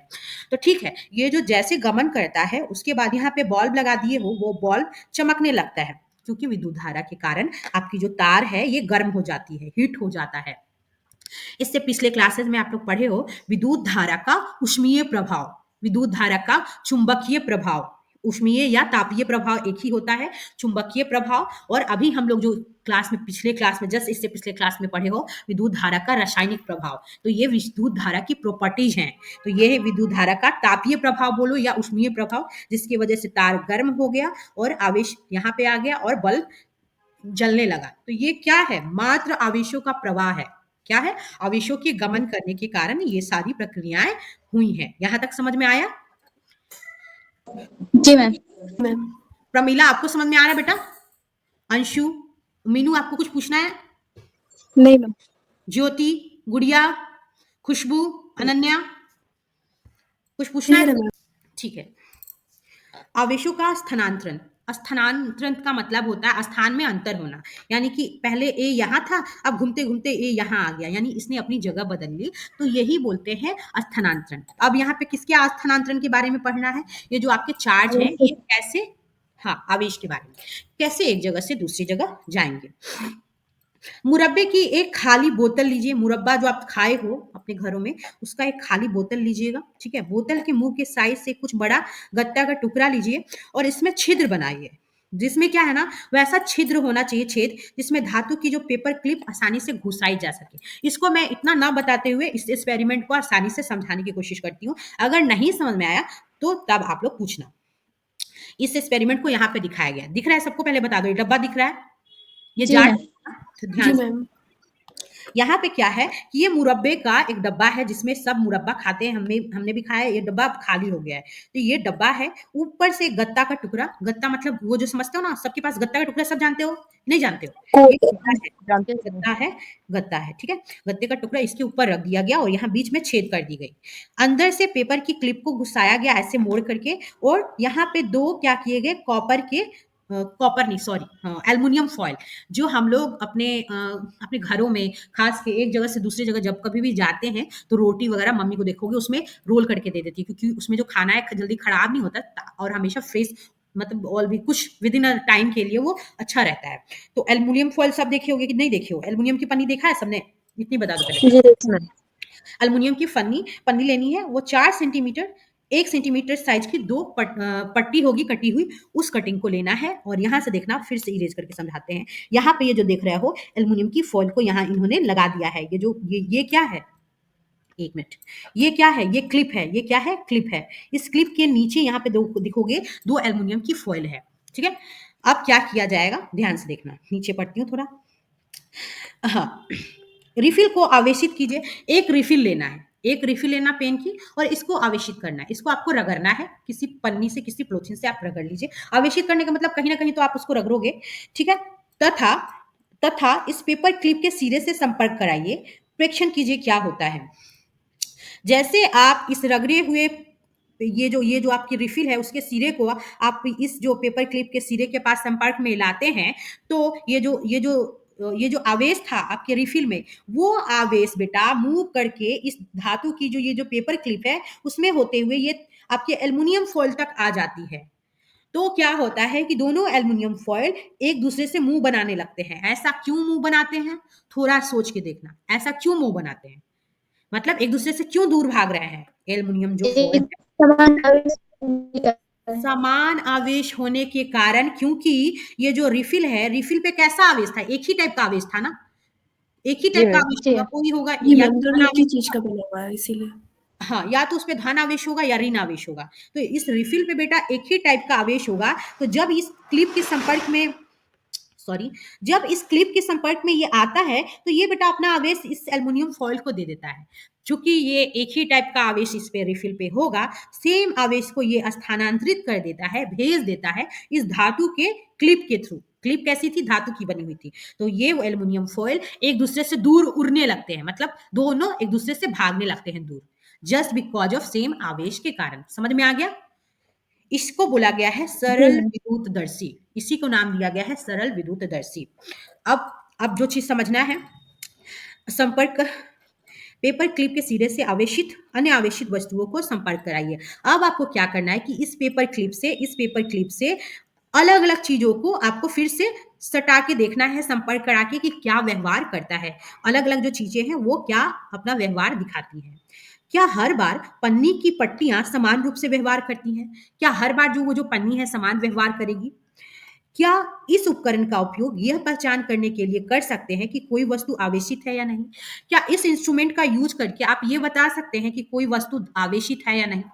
आराम से बता सकते हो। ये पेपर यस मैम। क्लिप अगर आप किसी चीज के पास ले जाओ तो जो चीजें इससे दूर भाग जाएंगी तो क्या कहोगे आप? उस पे दूसरा आवेश होगा, कहीं ना कहीं वो आवेशित अगर होगा, तो आवेशित होगा, सेम आवेश होगा, तो क्या होगा? एक दूसरे से दूर भागेगा, तो आपको पता चल जी जाएगा कि वो आवेशित है। लेकिन अगर अलग आवेश होगा तो कैसे पता चलेगा? तो आपको आसानी से पता चलेगा। अगर वो अट्रैक्ट हो गया तो आप समझ जाओगे कि उस पे अपोजिट चार्ज है। तो आप इस युक्ति का यूज कर सकते हो ये जानने में कि कोई भी चीज आवेशित है या नहीं। तो वही लिखा है कि क्या इस उपकरण का यूज हम यह पहचान करने के लिए कर सकते हैं कि कोई वस्तु आवेशित है अथवा नहीं। क्या आप यह स्पष्ट कर सकते हैं कि पन्नी की पट्टियां एक दूसरे को क्यों प्रतिकर्षित करती हैं? क्योंकि दोनों पे समान चार्ज हमने यहाँ से इसको दे दिया, स्थानांतरित कर दिया, जिसकी वजह से एक दूसरे को प्रतिकर्षित करने लगे। ठीक है? मैम अब रोक दीजिए, आज इतना ही। जब आप सिल्क की, जैसे ये वाला जो आप एक्सपेरिमेंट देखे थे कल, याद है? सबको याद है या नहीं याद है? जो एक रिफिल से जैसे हमने टच किया था, याद है सपना? जो एल्युमिनियम की जो फॉइल थी इस डब्बे, रसगुल्ले के डब्बे के अंदर, तो जैसे हमने रिफिल को आवेशित जी किया मैम। तो क्या हुआ था? एल्युमिनियम फॉइल दूर मतलब गई थी मैं, प्रतिकर्षण होगा इसमें। हाँ, बहुत अच्छा प्रतिकर्षण। वो समान है दोनों। हाँ, प्रतिकर्षण हुआ क्योंकि ये रिफिल को आपने किसी चीज से रगड़ के आवेशित किया था, और ये जो धातु की एक तरीके से पेपर क्लिप आप लगाए हो अंदर तक, वो धातु से होते हुए, जैसे आप रिफिल को इस धातु के पास सटाए हो, एक मिनट, तो जैसे आप इसको निकाले थे, क्या बोलते हैं, एक मिनट बताती हूँ।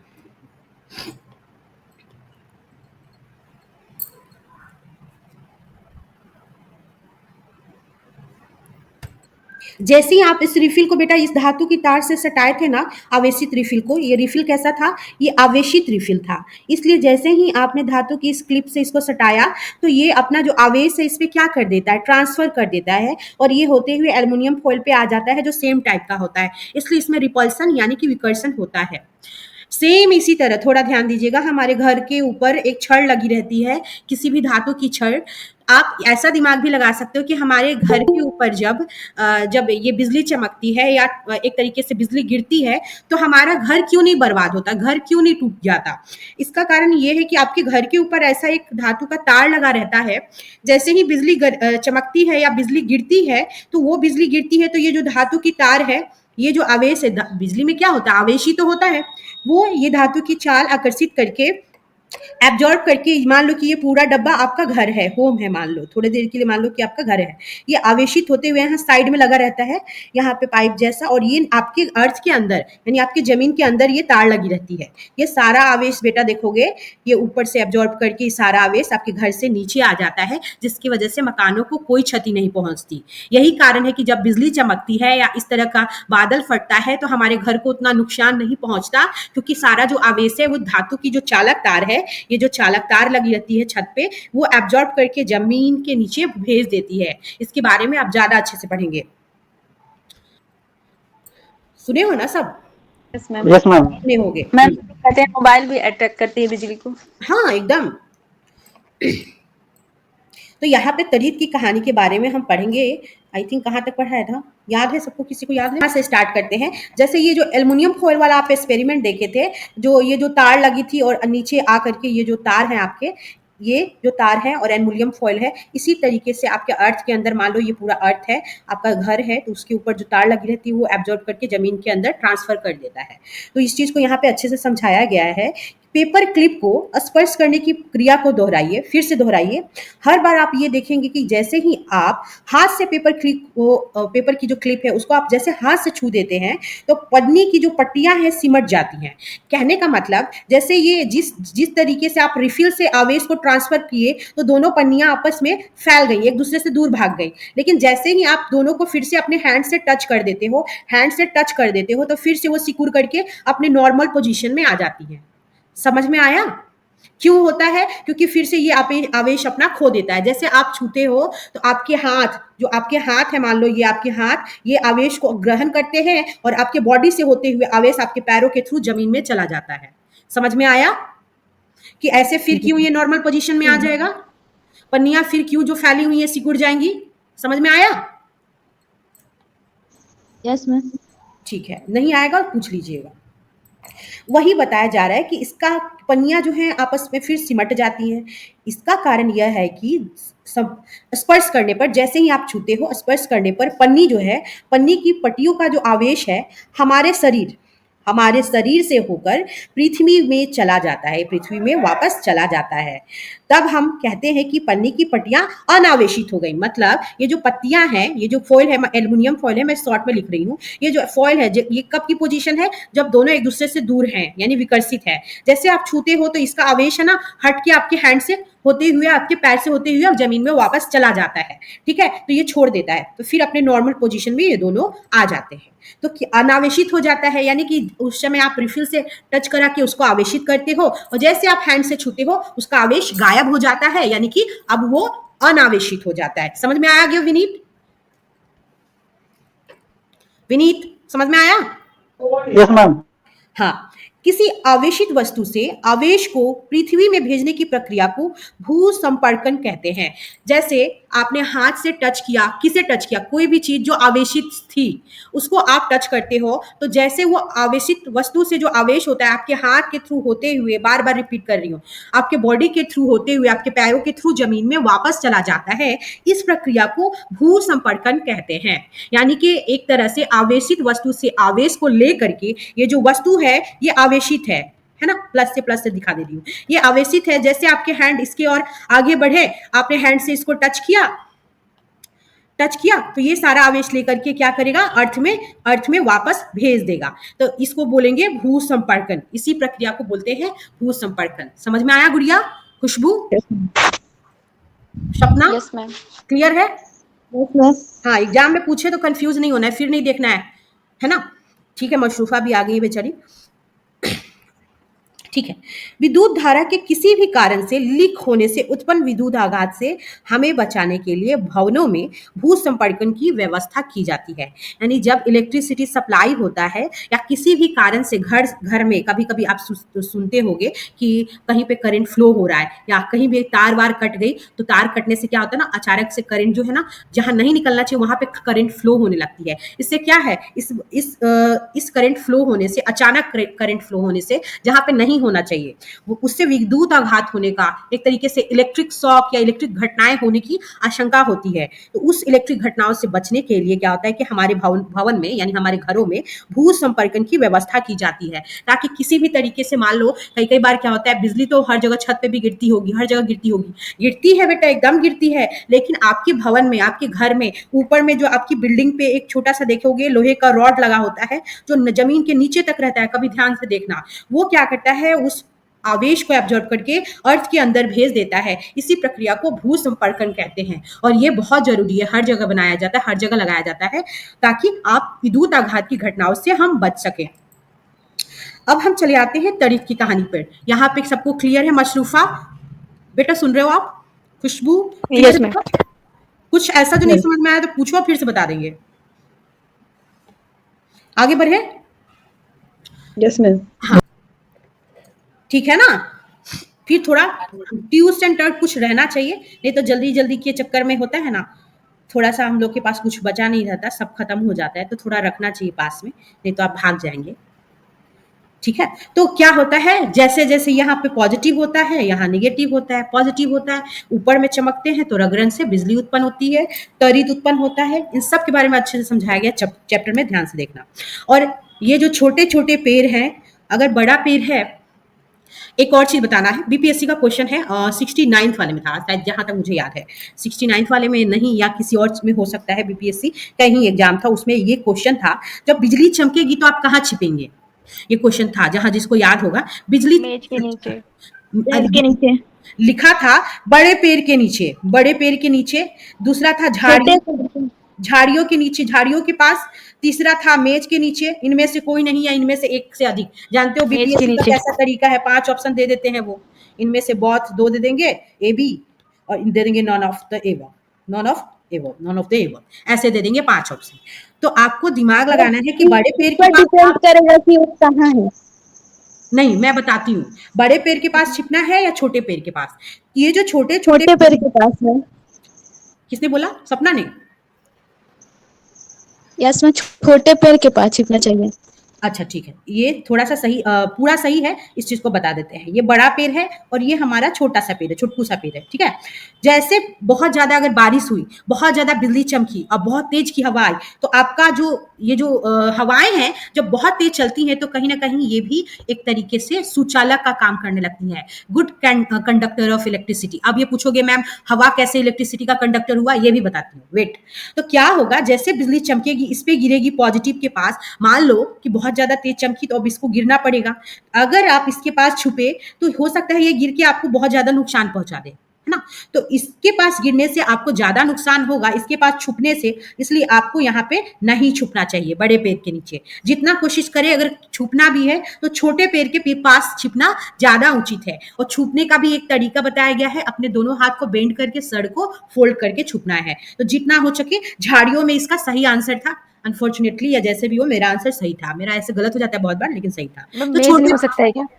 नहीं, मेज, यहाँ पे देखो, यहाँ पे बात क्या कहा गया था, जो क्वेश्चन पूछा गया था उसके हिसाब से जो आंसर दिया गया था, ऑप्शन सॉरी, वो बड़े पेड़, झाड़ियां, ऐसे ऑप्शन दिया गया था। तो झाड़ियों में छिपने के लिए छोटे पेड़ों के पास छिपना ज्यादा उचित है कंपेयर टू द बड़े जो पेड़ होते हैं, एकदम विशाल पेड़, उनके पास कभी नहीं छुपना चाहिए, ठीक है।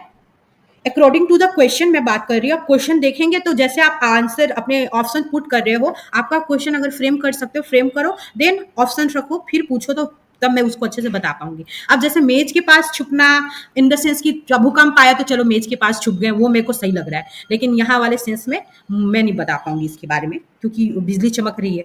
तो आई थिंक अगर फोल्ड है, चारों तरफ से बेंड है तो गुड, क्योंकि कई बार ये बोला गया कि जब बिजली चमकती है तो आप बस में है, कार में है, तो अच्छी बात है। तो आई थिंक अगर टेबल के नीचे भी है, तो जहां तक मेरे को लग रहा है कि टेबल भी चारों तरफ से सराउंड होता है, तो आई थिंक सही है कि आप यहाँ भी छिप सकते हो, ज्यादा उचित है, मतलब सही है ना, क्योंकि वो जो चारों साइड है उसकी तरफ से अगर घिरा हुआ है तो मुड़ा होना चाहिए, ऐसा नहीं है कि ओपन में रहने के लिए मना किया जाता है, किसी पेड़ के नीचे, किसी छाता के नीचे भी मना किया जाता है, तो टेबल के नीचे इट्स ओके, चल सकता है, ठीक है, बट फिर भी एक बार चेकआउट जरूर करना।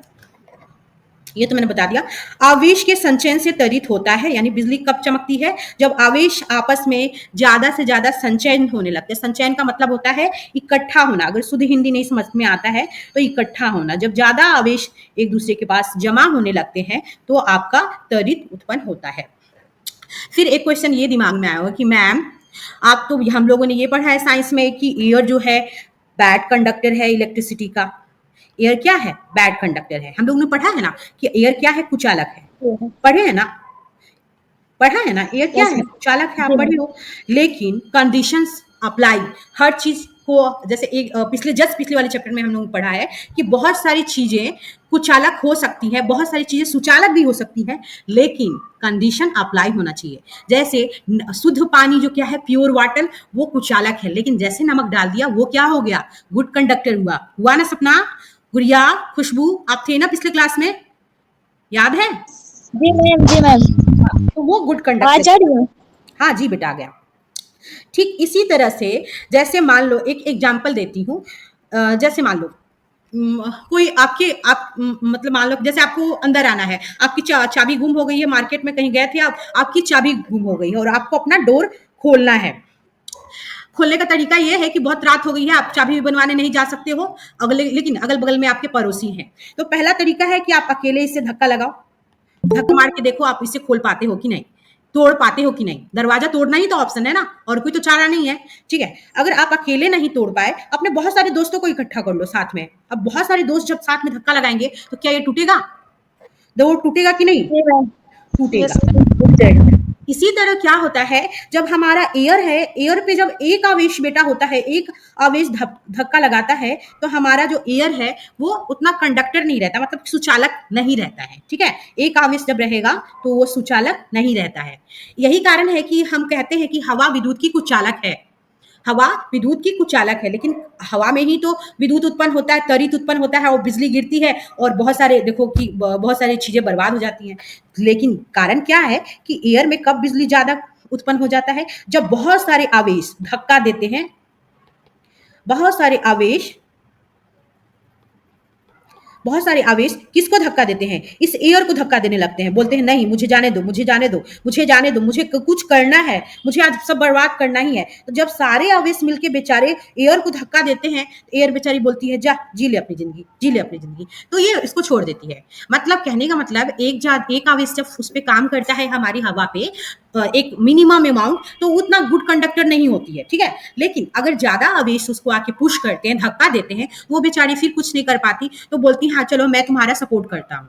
इसी तरीके से हर जगह जहाँ पे आप एक कंपनी, मान लो कि आपका एक क्लास है और यहाँ पे आप ज्यादा सत्यवादी बन रहे हो, एक ऑनेस्ट बच्चे हो, बाकी सब डिसऑनेस्ट हैं, तो वहां पे सर्वाइव करना बेटा बहुत ही डिफिकल्ट काम है। एक ऑप्शन आपके लिए ज्यादा आसान रहेगा कि आप सबके साथ डिसऑनेस्ट बन जाइए, क्योंकि अकेले सर्वाइव करना मुश्किल है, कुछ होने वाला है नहीं, आप बहुत ज्यादा पचड़े में पल जाओगे, सब आपको हर तरीके से पुश करेंगे, मतलब गलत चीजों में देखो एक बहुत पड़ेगा। तो ऐसा ही होता है, तो हमारी एयर भी साथ दे देती है। ठीक है, यहां तक समझ में आ गया? यहां तक देखो, विद्युत विसर्जन की प्रक्रिया दो अथवा अधिक बादलों के बीच अथवा बादलों तथा पृथ्वी के बीच हो सकती है। जैसे विद्युत विसर्जन जो होता है, यानी विद्युत विसर्जन का मतलब होता है गिरना, विद्युत का गिरना हमारी धरती पे बादलों में, तो की प्रक्रिया दो अथवा दो से अधिक बादलों के बीच होती है, क्योंकि बादल ही जब आपस में मिलते हैं, टकराते हैं, तो आवेश एक दूसरे से टकराते हैं। बहुत सारे बादल घूमते रहते हैं आकाश में, और ये जब आपस में टकराते हैं तो बिजली चमकती है, क्योंकि ये टकरा रहे हैं, आपस में घूम रहे हैं बेचारे, ये सब आपस में घूम रहे हैं और पता चला टकरा गए, तो टकराएंगे तो क्या होगा? आवेश तो उत्पन्न होगी। तो ऐसा होता है, बादलों तथा पृथ्वी के बीच हो सकती है। पृथ्वी के बीच भी सेम इसी तरह होता है कि कई बार गिरता है तो कहीं कहीं पे गड्ढा बन जाता है, और कई बार भूसंपर्कन के द्वारा, स्क्रीन नहीं दिखाई दे रही है, स्क्रीन नहीं दिख रही है आपको बेटा? दिख रही है इंटरनेट तो विद्युत विसर्जन की प्रक्रिया है जो कहाँ कब कब होती है, या तो दो बादलों के बीच में टक्कर होने से होती है, अथवा बादलों तथा पृथ्वी के बीच हो सकती है। आपको इसकी प्रक्रिया बादलों से बादलों के बीच होती है या बादलों से पृथ्वी के बीच होती है। जब बिजली जो आता है बादलों से बादलों के बीच टकरा के वहीं पे नष्ट हो जाता है, या कई बार बादलों से पृथ्वी तक का सफर हो जाता है। तो दो तरीके हो गए। अब हमें प्राचीन काल के लोगों की भांति त्वरित से भयभीत होने की आवश्यकता नहीं है। प्राचीन काल के लोग समझते थे ओह भगवान जी ने कुछ गुस्से में आके किया है, क्योंकि हम लोगों ने पाप को पृथ्वी पे बढ़ा दिया है। अब हम मूल परिघटना को समझते हैं। वैज्ञानिक हमारा ज्ञान बढ़ाने के लिए कठोर परिश्रम कर रहे हैं। कहीं ना कहीं ये बताया गया है कि हमारे जो साइंटिस्ट हैं उन्होंने बहुत सारा स्ट्रगल किया है और बहुत हार्ड लेबर के बाद इन सब चीज़ों को अपने एक्सपेरिमेंट के थ्रू साबित किया है कि नहीं ऐसा कुछ नहीं है, भगवान की कुछ इस तरीके से मतलब भगवान का श्राप वगैरह नहीं है, ये नेचुरल घटनाएं हैं। तथापि त्वरित के गिरने पर जीवन तथा संपत्ति की हानि होती है। जब बिजली गिरती है तो एक सिंपल से घर, जैसे कहीं पे झोपड़ी उपड़ी है अगर आप देख रहे हो, वहां पे गिरती है तो जीवन भी नष्ट होता है, साथ साथ संपत्ति की भी हानि होती है, यानी वेल्थ भी आपका बर्बाद होता है। अतः हमें अपने बचाव के लिए कुछ उपाय अवश्य करने चाहिए या जानना भी जरूरी है। क्या करेंगे जब बिजली आएगी तो, बिजली चमकेगी तो, या झंझावत आएगा तो? झंझावत किसे बोलते हैं? गरज वाला जो तूफान आता है।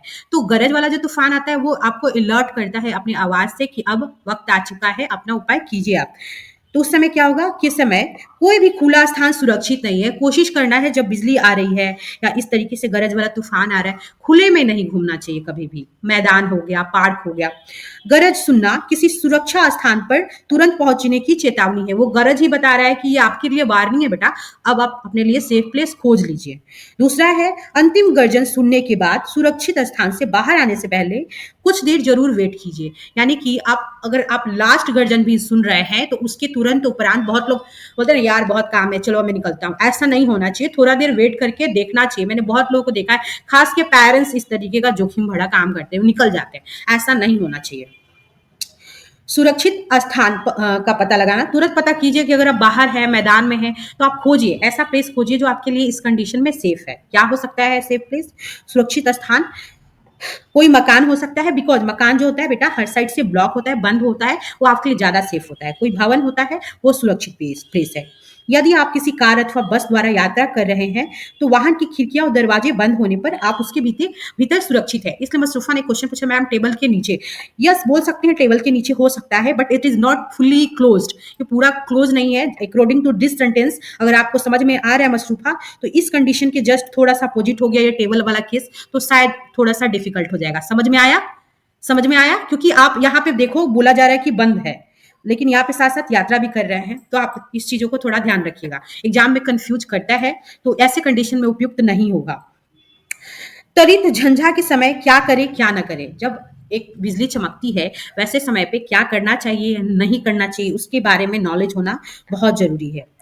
बाहर खुले में खुले वाहन जैसे कि मोटरसाइकिल, ट्रैक्टर, निर्माण कार्य हेतु जो मशीनें होती हैं, खुली कार सुरक्षित नहीं है। अगर वो बंद है तो देन इट इज गुड, पूरा क्लोज है तो अच्छा है, जैसे ऊपर वाले सेंटेंस में पढ़े हो। खुले मैदान, ऊंचे वृक्ष, पार्कों में आप जाके घूम रहे हो या शरण ले रहे हो। ऊंचे स्थान त्वरित से हमारी सुरक्षा नहीं करते। बड़े बड़े जो हिली एरियाज हैं वहां पे भी हमारी सुरक्षा नहीं होती है। त्वरित झंझा के समय छाता लेकर चलने का विचार किसी भी दृष्टि से अच्छा नहीं है। मेरी मदर हमेशा आना करती है छाता लेके नहीं जाने के लिए। मुझे समझ में आ गया क्यों। वहां पे जो पॉइंटेड लगा रहता है ना छाते के ऊपर लोहे से पॉइंट, वो तो ज्यादा अट्रैक्ट करता है बिजली को, क्योंकि वो लोहे का बना होता है और धातु इलेक्ट्रिक की गुड कंडक्टर है। यदि आप वन में हैं तो छोटे वृक्षों के नीचे शरण लीजिए। यही वाला सेंटेंस था, एकदम इसी से क्वेश्चन उठा के पूछा हुआ था बीपीएससी वाले पेपर में। मेरे पास पेपर होता तो हम तुमको दिखा देते हैं आप लोगों को, लेकिन मेरे पास है नहीं, वो कहीं मैंने देखा था ये क्वेश्चन सेम। अगर जिन लोगों ने पढ़ा होगा तुम लोग को पता होगा। यदि आप किसी ऐसे खुले स्थान में हैं जहां कोई शरण स्थल नहीं है तो आप सभी वृक्षों से काफी दूरी पर खड़े रहें। उन बड़े बड़े वृक्षों से आपको दूर खड़ा रहना है और जमीन पर लेटने की कोशिश नहीं करनी। गले लग जाए ऐसा करके ना, जमीन पर लेट कर बादल मेरे सीने पे चढ़ जाए ऐसा करके, वैसा नहीं करना है कुछ, ठीक है। जमीन पे लेटना नहीं है, बल्कि जमीन पर सिमट कर नीचे बैठे, जैसे यहाँ पे ये सिमट के बेचारा लड़का बैठा हुआ है।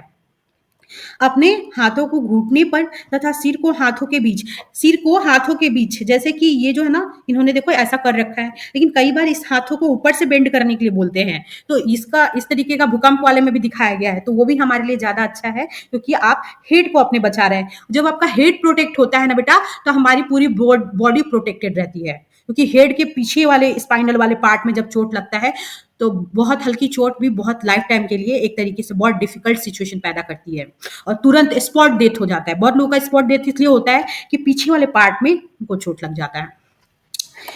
इस स्थिति में आप आघात के लिए लघुत्तम लक्ष्य बन जाएंगे। लघुत्तम का मतलब होता है सपना सबसे छोटा लक्ष्य, यानी कि बिजली किसको खोजती है, बड़े बड़े चीजों को खोजती है ताकि हम उस पर आसानी से पहुंच जाए, जैसे बड़ा पेड़ हो गया। लेकिन जैसे आप सिमट के बैठते हो तो एक छोटे बन जाते हो, तो छोटा लक्ष्य बन जाते हो। तो इस तरीके से आपको चोट उट अगर लगेगा सपोज डेट, तो उतना नुकसान नहीं होगा, उतना चोट आपको नहीं लगेगा। त्वरित के समय सुरक्षित स्थिति है ये। घर के भीतर अगर आप हैं, त्वरित टेलीफोन के तारों, विद्युत तारों तथा धातु के पाइपों पर आघात कर सकती है।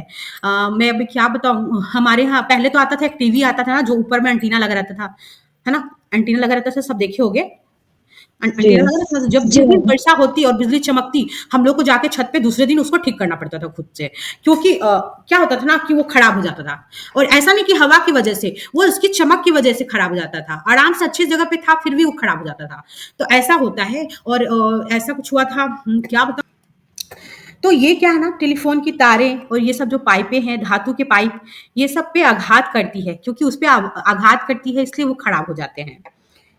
क्या आपको याद है, तड़ित एक विद्युत विसर्जन है। तड़ित क्या है, एक विद्युत विसर्जन है। वो हमारा जो विद्युत का जो पार्ट है, जो आपको क्या करता है, आपके धातु वाले चीज पे आके विसर्जित होता है, इसलिए विद्युत विसर्जन इसको बोला गया है तड़ित को, क्योंकि ये धातु वाले चीज को अपना टारगेट बनाती है, इसलिए इसको विद्युत विसर्जन कहा गया है। तड़ित झंझा के समय हमें इसे नहीं छूना चाहिए। किसे नहीं छूना चाहिए, कोई भी ये जो तार देख रहे हो, टेलीफोन की तार, विद्युत की तार, कोई भी धातु का पाइप, उस सबको नहीं छूना चाहिए। ऐसे समय में मोबाइल फोन अथवा बिना डोरी वाले फोन का उपयोग सुरक्षित है। बिना डोरी वाले फोन कौन से जो आजकल आप यूज कर रहे हो, बिना डोरी वाला फोन, वो सब ठीक है।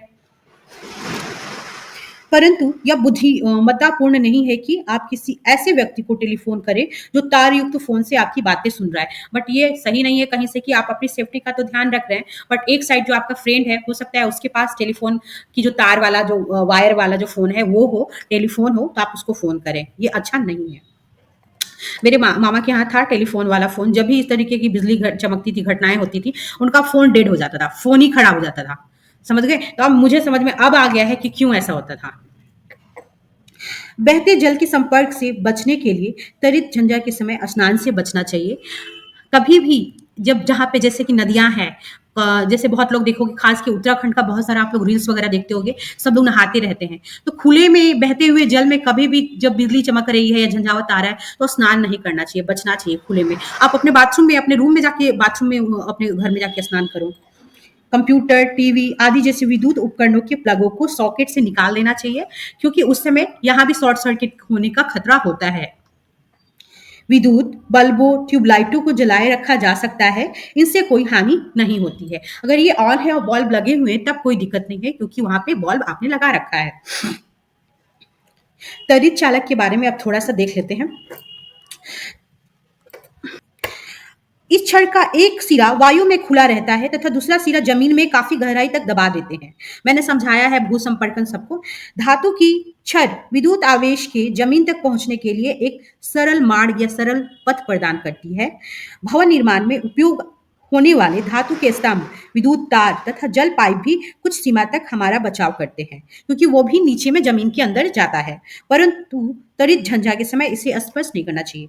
ये देखो मैंने दिखाया था, ये ऊपर में बिल्डिंग की लंबाई से कुछ अधिक लंबाई पे ऐसा तार निकला रहता है। मैंने एक दो घरों पे तो देखा है, और हमारा जो यहाँ वाला है वो तो ऐसे ही कंस्ट्रक्शन में हमेशा चलता है, तो काफी छड़ निकले हुए हैं।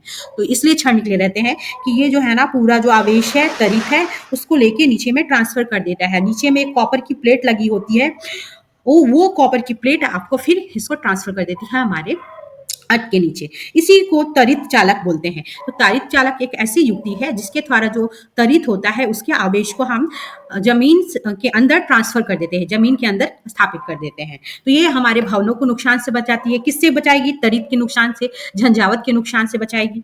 समझ में आया? समझ में आया?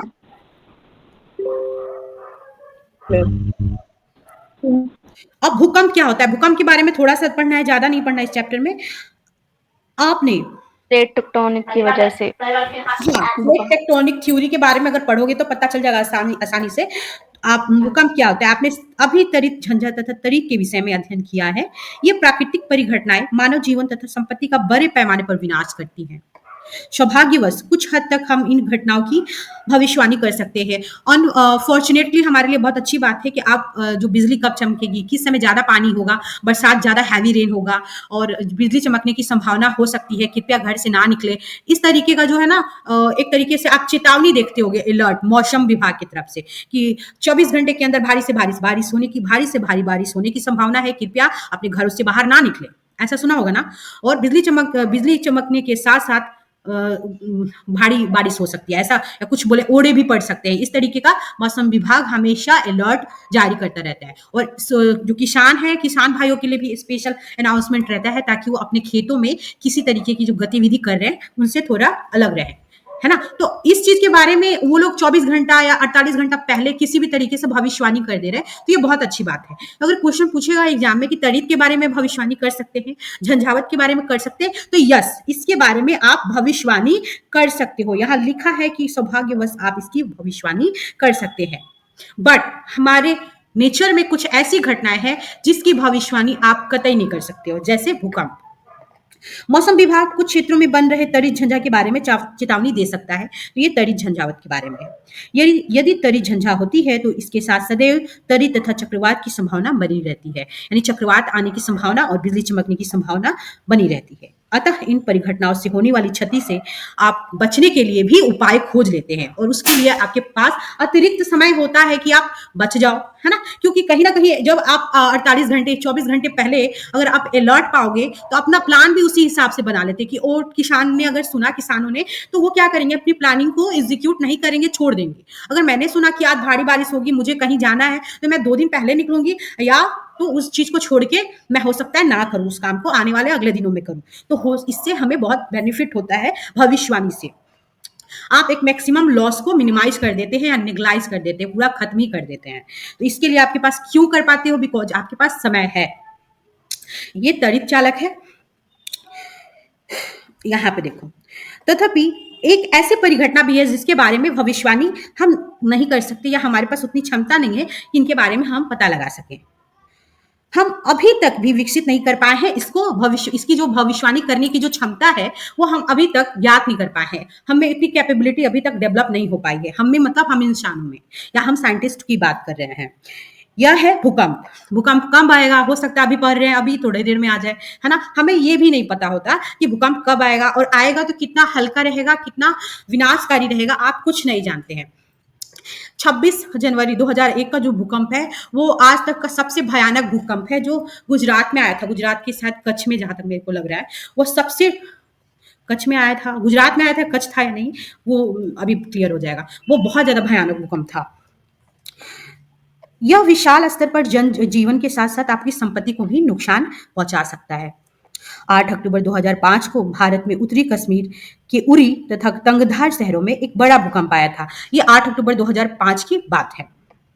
इससे पहले गुजरात के भुज, मैं कच्छ बोल रही थी, एक्चुअली भुज जिला था। तो अब जैसे मैं अभी कंफ्यूज हो रही हूँ, कच्छ हुआ, भुज हुआ, हो सकता है 2-3 और शहरों का नाम दे देता हूँ, मैं कंफ्यूज हो जाती। तो आप सबको ये पूरा पता होना चाहिए, क्योंकि कई बार एग्जामिनर क्या करेगा, जो एग्जाम की क्वेश्चन बना रहे हैं वो हम लोग के साथ किस लेवल पे खेलेंगे हमें नहीं पता। तो भुज हो गया जिला, याद रखिएगा। भुज जिले में आया था 26 जनवरी 2001 को बड़ा भूकंप आया था, है ना। और सबसे ज्यादा लॉस क्या हुआ था कि एक जो पूरा स्कूल था, स्कूल का हॉस्टल पूरा वो गिर गया था, स्कूल गिर गया था, पूरे 400 कुछ बच्चे मर गए थे, और साथ साथ बहुत सारे टीचर, लगभग 71-72 या मोर देन 71-72 के आसपास टीचर भी डेड कर गए थे। ये सबसे भयानक था उस भूकंप का जो घटना था, कि बच्चे के साथ साथ टीचर भी चले गए थे उसमें। तो आई थिंक दिन में ही आया था, बट एक्चुअली पूरा क्लियर नहीं हूं, बट ये डेट याद रखिएगा और भुज जिला याद रखिएगा। ये उतना इंपॉर्टेंट नहीं है, यहाँ पे देखते हैं। इंदिरा पॉइंट में भी तो आया था, नहीं वहां तो सुनामी आई थी। हाँ, वो आप सुनामी के बारे में बात कर रहे हो। हाँ, लेकिन जो सुनामी बोल रहे हो, इट इज ऑल्सो अर्थक्वेक। वो भी क्या है, yes, है, लेकिन वो जो है ना, जब लैंड पे आपके लैंड के अंदर जो आपकी परतें हैं, उसके अंदर जो प्लेटें हैं बेटा, उसमें जो मूवमेंट होता है, उसकी प्लेटों में मूवमेंट, उसके वजह से आपका अर्थक्वेक आया, जिसको आप भूकंप बोल रहे हो, ठीक है। लेकिन सी के अंदर में जो प्लेटें हैं, यानी कि सी के लेयर पे जो ये जो प्लेटें हैं अंदर में, जो भी तरंगे हैं मान लो, उसके जो लेयर है, उसके पे जब इधर उधर हलचल होती है तो उसको आप सुनामी नाम देते हैं, ठीक है। वो भी क्या है, वो भूकंपी है, तो वो सी के लेवल पे भूकंप आया, ठीक है। तो सेम काइंड है, भूकंप ही है। तो ये आप बोलते हैं लैंड पे आया, एक तरीके से अर्थ का पार्ट हुआ, और ये सी लेवल पे हुआ, ठीक है। यहाँ पे कुछ क्वेश्चन था, उतना खास नहीं था इसलिए छोड़ दिया है। भूकंप क्या है इसके बारे में जान लो। जैसे मान लो कि हमारा अर्थ है, अर्थ में बहुत सारे प्लेटें हैं, ऐसे प्लेटें हैं, ए प्लेट है, बी प्लेट है, सी प्लेट है, डी है।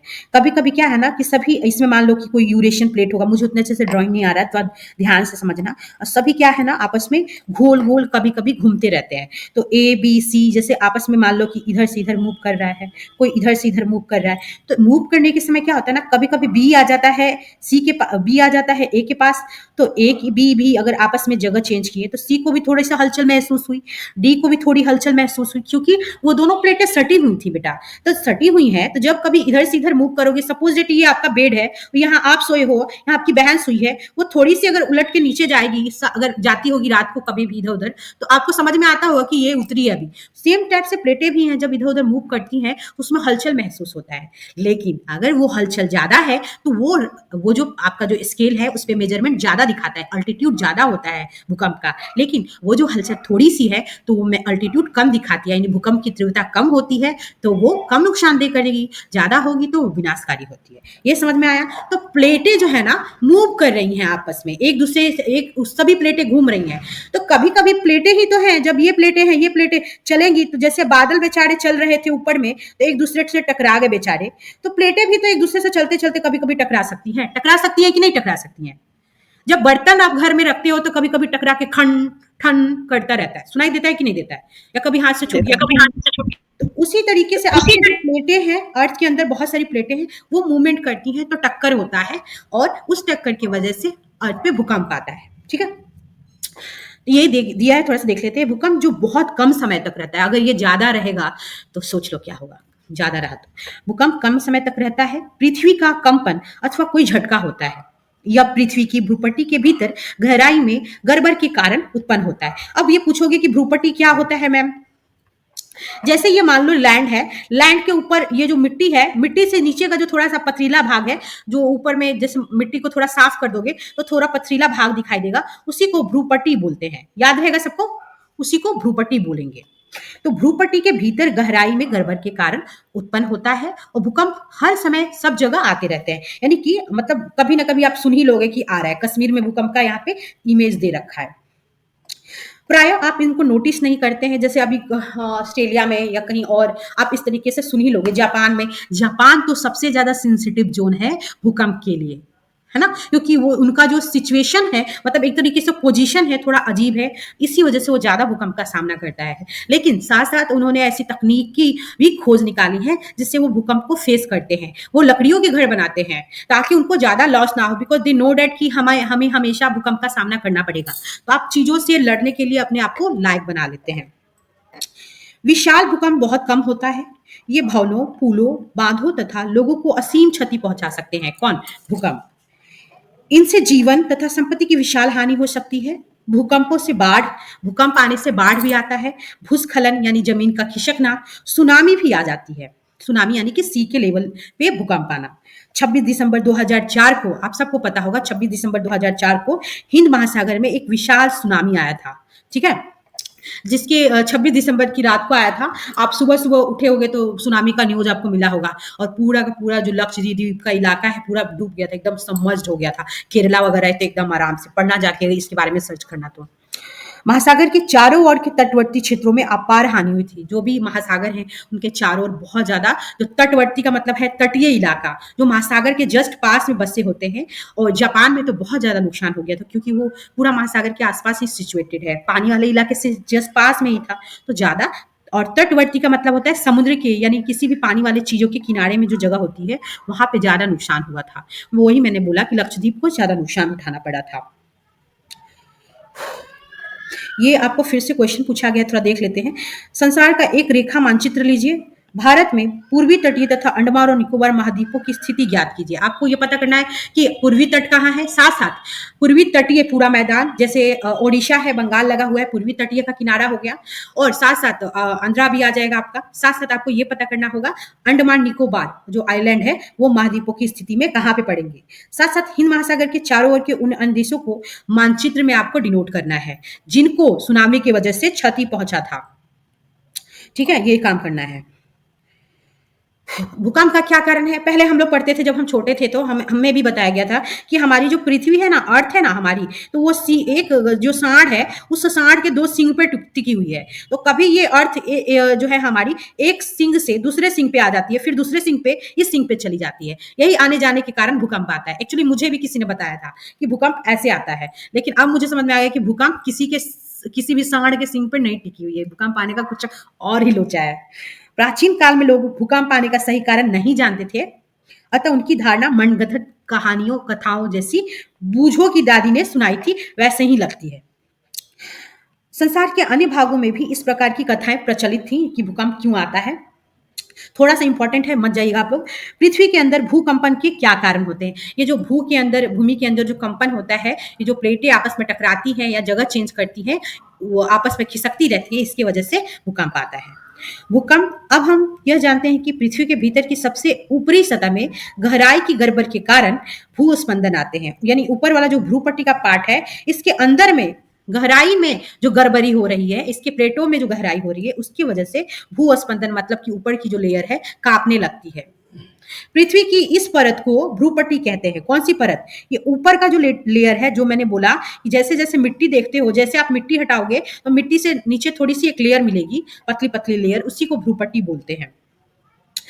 भ्रूपट्टी के बाद आता है प्रवार, यानी कि एक्चुअली में इसका नाम आप देखिए प्रवार। उसके बाद बाह्य कोर आता है, उसके बाद आंतरिक कोर आता है। आंतरिक कोर बहुत ज्यादा गर्म होता है। आंतरिक कोर, बाह्य कोर और प्रवार। प्रवार को मेंटल बोलते हैं और इसको कोर बोलते हैं।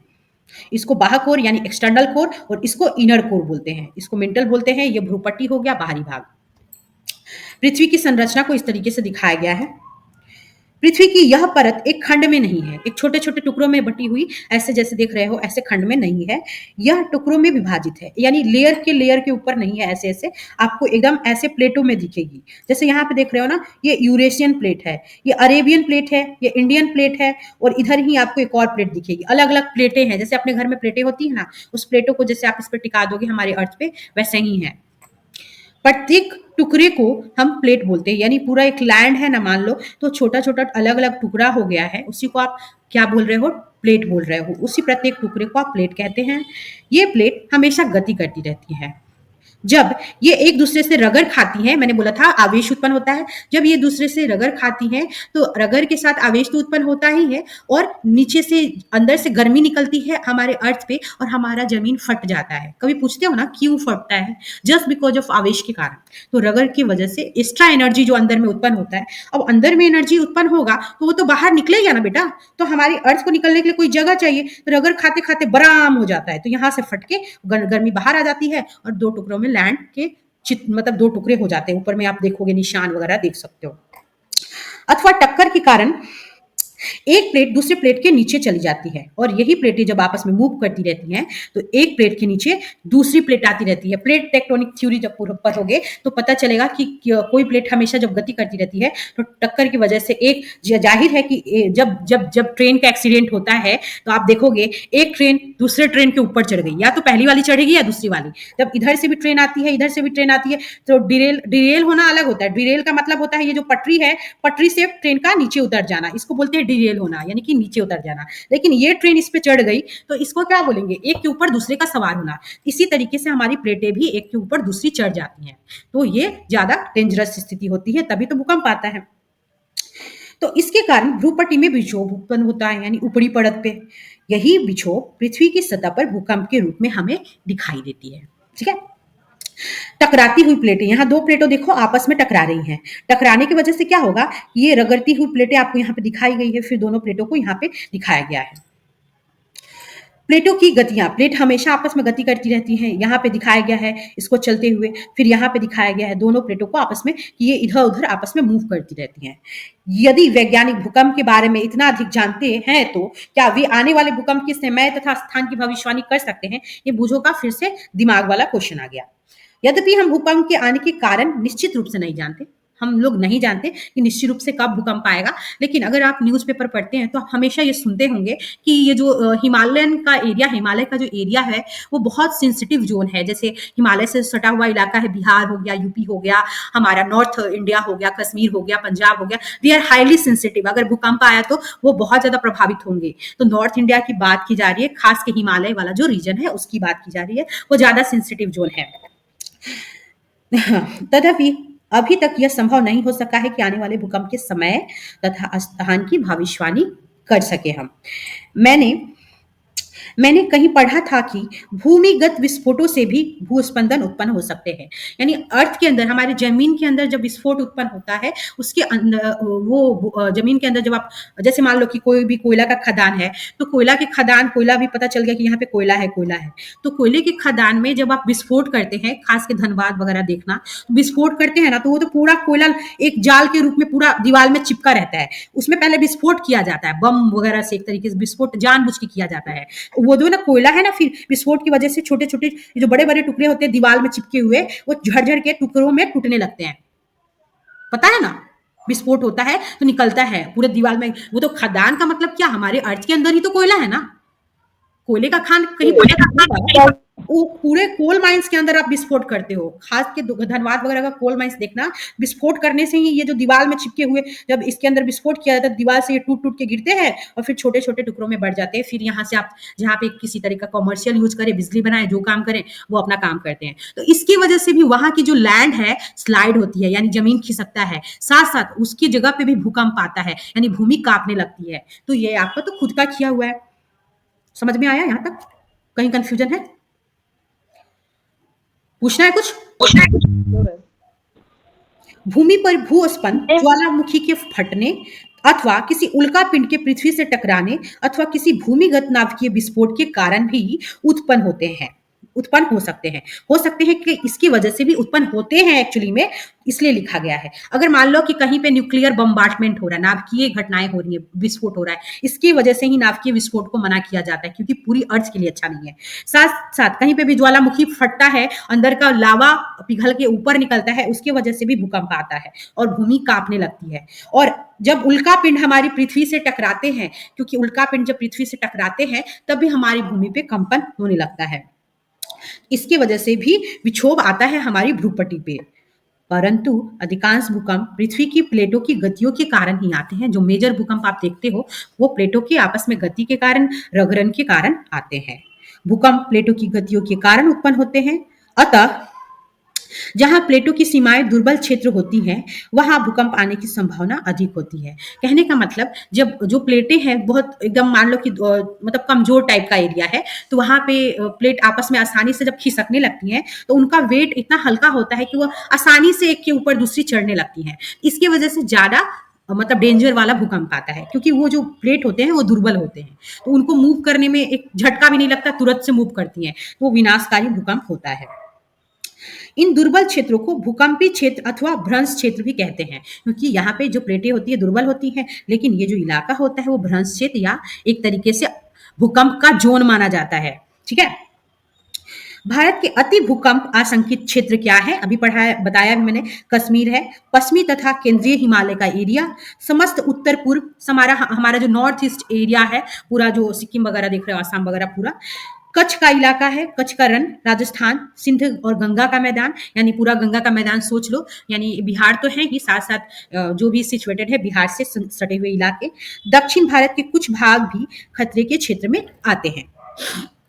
ये आप यूरेशियन प्लेट देख रहे हो, ये तिब्बत का पठार है, तिब्बत के पठार के जस्ट ऊपर है यूरेशियन प्लेट, और यहाँ पे आपको हिमालय का रीजन ये दिख रहा है जो पूरा इंडिया के साथ साथ सटा हुआ ऐसे चाइना के साथ बॉर्डर शेयर कर रहा है। ये गंगा का मैदान है, माउंट एवरेस्ट दिखाया गया है, गंगा जो हिमालय की सबसे ऊंची चोटी है, और इस पूरे इसको इंडियन प्लेट बोलते हैं, हमारा इंडिया का जो प्लेट है। पूरा हिंद महासागर है इसके इस साइड में, इधर में आपको अरेबियन सी मिल जाएगा, इधर अरेबियन सी मिल जाएगा, इधर हिंद महासागर है, नीचे में आपको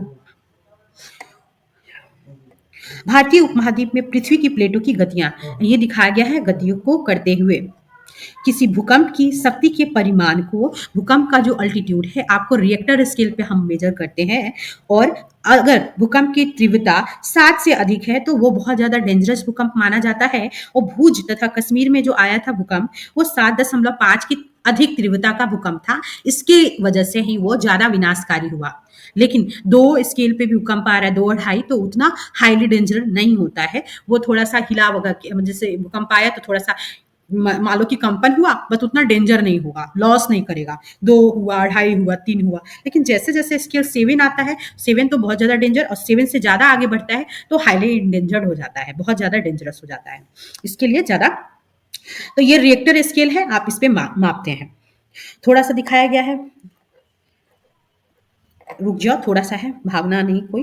भूस्पंदन पृथ्वी की सतह पर तरंगे उत्पन्न करते हैं, यानी कि भूमि का जो कंपन है पृथ्वी पर तरंग उत्पन्न करता है। जैसे ही आपका जो अर्थ है उसकी प्लेटें आपस में जब गति करती हैं तो आपका जो ध्रुवपट्टी है उसमें क्या है ना, उसमें तरंगे, ये जो अंदर वाला पार्ट है उसमें एक तरंगे उत्पन्न होती है। 3 टाइप का तरंग दिया होगा आई थिंक, लेकिन दिया है कि नहीं देखते हैं। तरंगे उत्पन्न करते हैं, इन तरंगों को हम भूकंपीय तरंग कहते हैं, क्योंकि ये जो तरंग है अंदर में उत्पन्न होता है, लेकिन ये अंदर से होते हुए ऊपर की ओर चला आता है आपके अर्थ के लेयर पे। इसी को भूकंपीय तरंग बोलते हैं। इन तरंगों को भूकंप लेखी नामक उपकरण के द्वारा रिकॉर्ड किया जाता है, यानी इन तरंगों को भी हम एक पैमाने पे रिकॉर्ड करते हैं। यह उपकरण मात्र एक कंपनमान छर अथवा लोलक होता है जो भूस्पंदन आने पर दोलन यानी कि कंपन करने लगता है। जब जब भूमि पे कंपन होने लगता है तो ये जो लोलक लगा रहता है वो भी कंपन करने लगता है। इसके कंपनमान तंत्र के साथ एक पेन जुड़ा रहता है। यह पेन इसके नीचे गति करने वाले कागज की पट्टी पर भूकंपी तरंगों को रिकॉर्ड करता है, यानी इसके नीचे कागज लगा रहता है उस पर ये रिकॉर्ड करता है। इन तरंगों का अध्ययन करके वैज्ञानिक भूकंप का संपूर्ण मानचित्र आराम से बना लेते हैं, जैसा दिखाया गया है। वे भूकंप की क्षति पहुंचा सकने की जो क्षमता है उसका भी अनुमान लगा लेते हैं, क्योंकि आपको उसका मेजरमेंट पता चल गया। यहाँ 0 से दिखाया गया है एक भूकंप लेखी का आरेख। यहाँ चार्ट पेपर को दिखाया गया है, यही लोलक है जिसमें एक पेन लगा रहता है। वो लोलक जो है भूकंप जैसे आता है तो ये इधर उधर आपस में मूव करने लगता है और ये घूर्णी लगी रहती है। यहाँ पे दिखाया गया है अर्थ के अंदर जब एक ऐसा जगह, आपको इसको हिंदी में अधिकेंद्र बोलते हैं और इंग्लिश में इसको ईपी सेंटर बोलते हैं। हमारे अर्थ के अंदर का वो पॉइंट जहां सबसे पहले भूकंप की कंपन उत्पन्न होती है, सबसे पहले अर्थ के नीचे सबसे अंदर का भाग जहां पे भूकंप की तरंगे उत्पन्न होती हैं वो अधिकेंद्र होता है। यानी आपकी पृथ्वी पे मान लो कि कहीं अभी भूकंप आया, लेकिन भूकंप का केंद्र आप सुनते होंगे, भूकंप का केंद्र नेपाल के फलाना जगह पे है, नेपाल के डैश पर्वत पे है, ऐसा सुनते होंगे। तो ये जो सेंटर होता है वो स्पेसिफिक प्लेस होता है जहां पे जो सेंटर है उसके बाद से ये जो तरंगे हैं बेटा इधर उधर फैलती हैं, यानी जहां सबसे पहले तरंगे जो है ना उत्पन्न होती है that is the EP centre, हमारे अर्थ के नीचे का अंदरूनी सेंटर होता है। ये तो पृथ्वी का भाग है जो आप ग्रीनरी पार्ट देख रहे हो, इसको आप फोकस भी नाम देते हैं, इसी को आप फोकस बोलते हो और ईपी सेंटर भी बोलते हो। भूकंपी तरंगे आपके अर्थ के लेयर पे आने लगती हैं और ये तरंगे मूव करने लगती हैं। इस पृथ्वी के अंदर के चित्र को दिखाया गया है, यहाँ लिखा गया है, ध्यान से देखिएगा। विज्ञान में अन्य बहुत से पैमानों की भांति डेसिबल भी एक अन्य उपकरण है जो आप डेसिबल से साउंड को सुनते हैं। रिएक्टर पैमाना रैखिक नहीं है। इसका अर्थ यह है कि इस पैमाने पर 6 परिमाण के भूकंप की क्षतिनाशी ऊर्जा 4 परिमाण के भूकंप की विनाशी ऊर्जा से 1.5 गुनी अधिक होती है। ये दोनों में कंपेयर किया गया है कि 4 के परिमाण की जो भूकंप की क्षतिनाशी ऊर्जा होगी वो 6 वाला जो मेजर है, 6 का कंपेयर यहाँ पे 4 के परिमाण के भूकंप की जो उसकी जो विनाशक क्षमता है उसकी अपेक्षा 1.5 गुना अधिक नहीं है, 1.5 गुना अधिक नहीं है, उससे इसका कंपेयर किया जा रहा है। वास्तव में परिमाण में 2 की वृद्धि का अर्थ होता है 1000 गुना। 2 का वृद्धि हुआ, जैसे मान लो 1 हुआ और 1 के बाद 2 हुआ और 3 हुआ, अगर यहाँ से यहाँ तक 2 बढ़ा है तो 2 का मतलब है कि ये 1000 गुना की वृद्धि हुई। तो 1 का मतलब क्या हो गया कि 500 गुना की वृद्धि हुई। तो इतनी अधिक गुना वृद्धि हो गई भूकंप के विनाशक क्षमता में। इसलिए 6 परिमाण के किसी भूकंप की विनाशी ऊर्जा 4 परिमाण के भूकंप की तुलना में 1000 गुना अधिक होती है, यानी कि ये ज्यादा रियल पैमाना है और इसकी अपेक्षाकृत ये ज्यादा विनाशक है, इसलिए इसको यहाँ पे यूज किया जाता है। हालांकि ये इतना जानना जरूरी नहीं है, बस नॉलेज के लिए दिया है। भूकंप से बचने के लिए आप लोग को क्या करना है, हमेशा याद रखना है कि भूकंप की भविष्यवाणी तो हम नहीं कर सकते हैं, साथ साथ भूकंप अत्यधिक विनाशकारी होता है, तो अधिक आवश्यक है कि हर समय अपने बचाव के लिए आवश्यक गतिविधियां और सावधानियां आप बरतें। जैसे मान लो सपोजिट अभी अगर आए तो मैं क्या करूंगी, तो मेरे दिमाग में ये सब चीजें होनी चाहिए। भूकंपी क्षेत्र जहां पर भूकंप आने की अधिक आशंका होती है में रहने वाले लोगों को इनका सामना करने के लिए विशेष रूप से तैयार रहना चाहिए। जैसे जापान का एग्जाम्पल दिया, वो लकड़ी के ही घर बना लेते हैं। उससे क्या होगा कि आप भूकंप आया पूरा घर गिरा तो उतना डेंजर तो नहीं होगा जितना सीमेंट बालू गिट्टी या लोहे का छड़ अगर मेरे सर पे गिरे तो मौत तो होनी निश्चित है मेरी। वुड वाला पार्ट गिरेगा तो नहीं होगा। तो क्या करना है, इस रूप से तैयार रहना है हमें। सर्वप्रथम इन क्षेत्रों के भवनों का डिजाइन ऐसा हो कि वे बड़े भूकंपों के झटकों को सह सके। तो इस तरीके से आजकल है ना बहुत सारा टेक्निक आया है जिससे आप भूकंप रोधी घर बनवाते हैं, तो वैसा टेक्निक आप यूज कर सकते हैं। आधुनिक भवन प्रौद्योगिकी इसे संभव बना सकती है। उचित यह है कि भवनों के ढांचे सरल हो ताकि वे भूकंप निरापद हो सके। कहने का मतलब भवन का जो डिजाइन है इतना सिंपल हो कि वो भूकंप के लिए उतना ज्यादा सेंसिटिव ना हो, मतलब जिसकी वजह से आपको नुकसान ना हो। तो एकदम सिंपल स्ट्रक्चर रखना चाहिए। अब 4 मंजिला, 10 मंजिला, 5 मंजिला, अगर बहुत 20-20 वाली मंजिल वाली, तो सोचो क्या हाल होगा। अगर उस बिल्डिंग 20 मंजिल वाली गिर गई, अगर बगल में जिसकी गिरी उसकी छत तो गई गई, साथ साथ पूरा बिल्डिंग गया काम से पूरा। मतलब 20 अगर 30 मंजिल का है, 20 मंजिल का है, जैसा बाहर में बनाते हैं, तो एक सिंपल सा बना लो ना, एक सिंपल सा बना लो।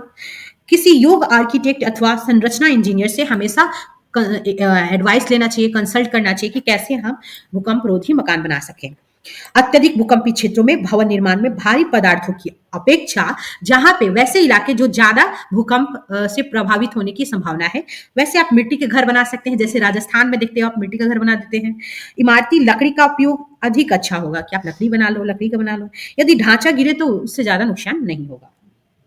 अलमारी है, अगर आपके घर में बहुत ज्यादा अलमारियां हैं, मान लो कि किताबें रखने वाली भी अलमारियां हैं, इन सबको दीवारों के अंदर फिट करा देना चाहिए। अगर गिरे भी तो उतना आसानी से गिरे नहीं और हमें उतना नुकसान ना हो। अच्छा होता है कि जिससे वे आसानी से ना गिरे, इसलिए इसको दीवारों के अंदर जड़वा देना चाहिए। आजकल जड़वाना का मतलब ये जो दीवार है ना और ये जो अलमारी है, इस दीवार में ही फिट करा दी जाती है। जड़ना मतलब समझते हो ना दीवार के अंदर, आप सब कि नहीं समझते हो? दीवार के अंदर जड़ना समझते हो? दीवार के अंदर अलमारी, रुक जाओ अभी हम समझा देते हैं तुमको।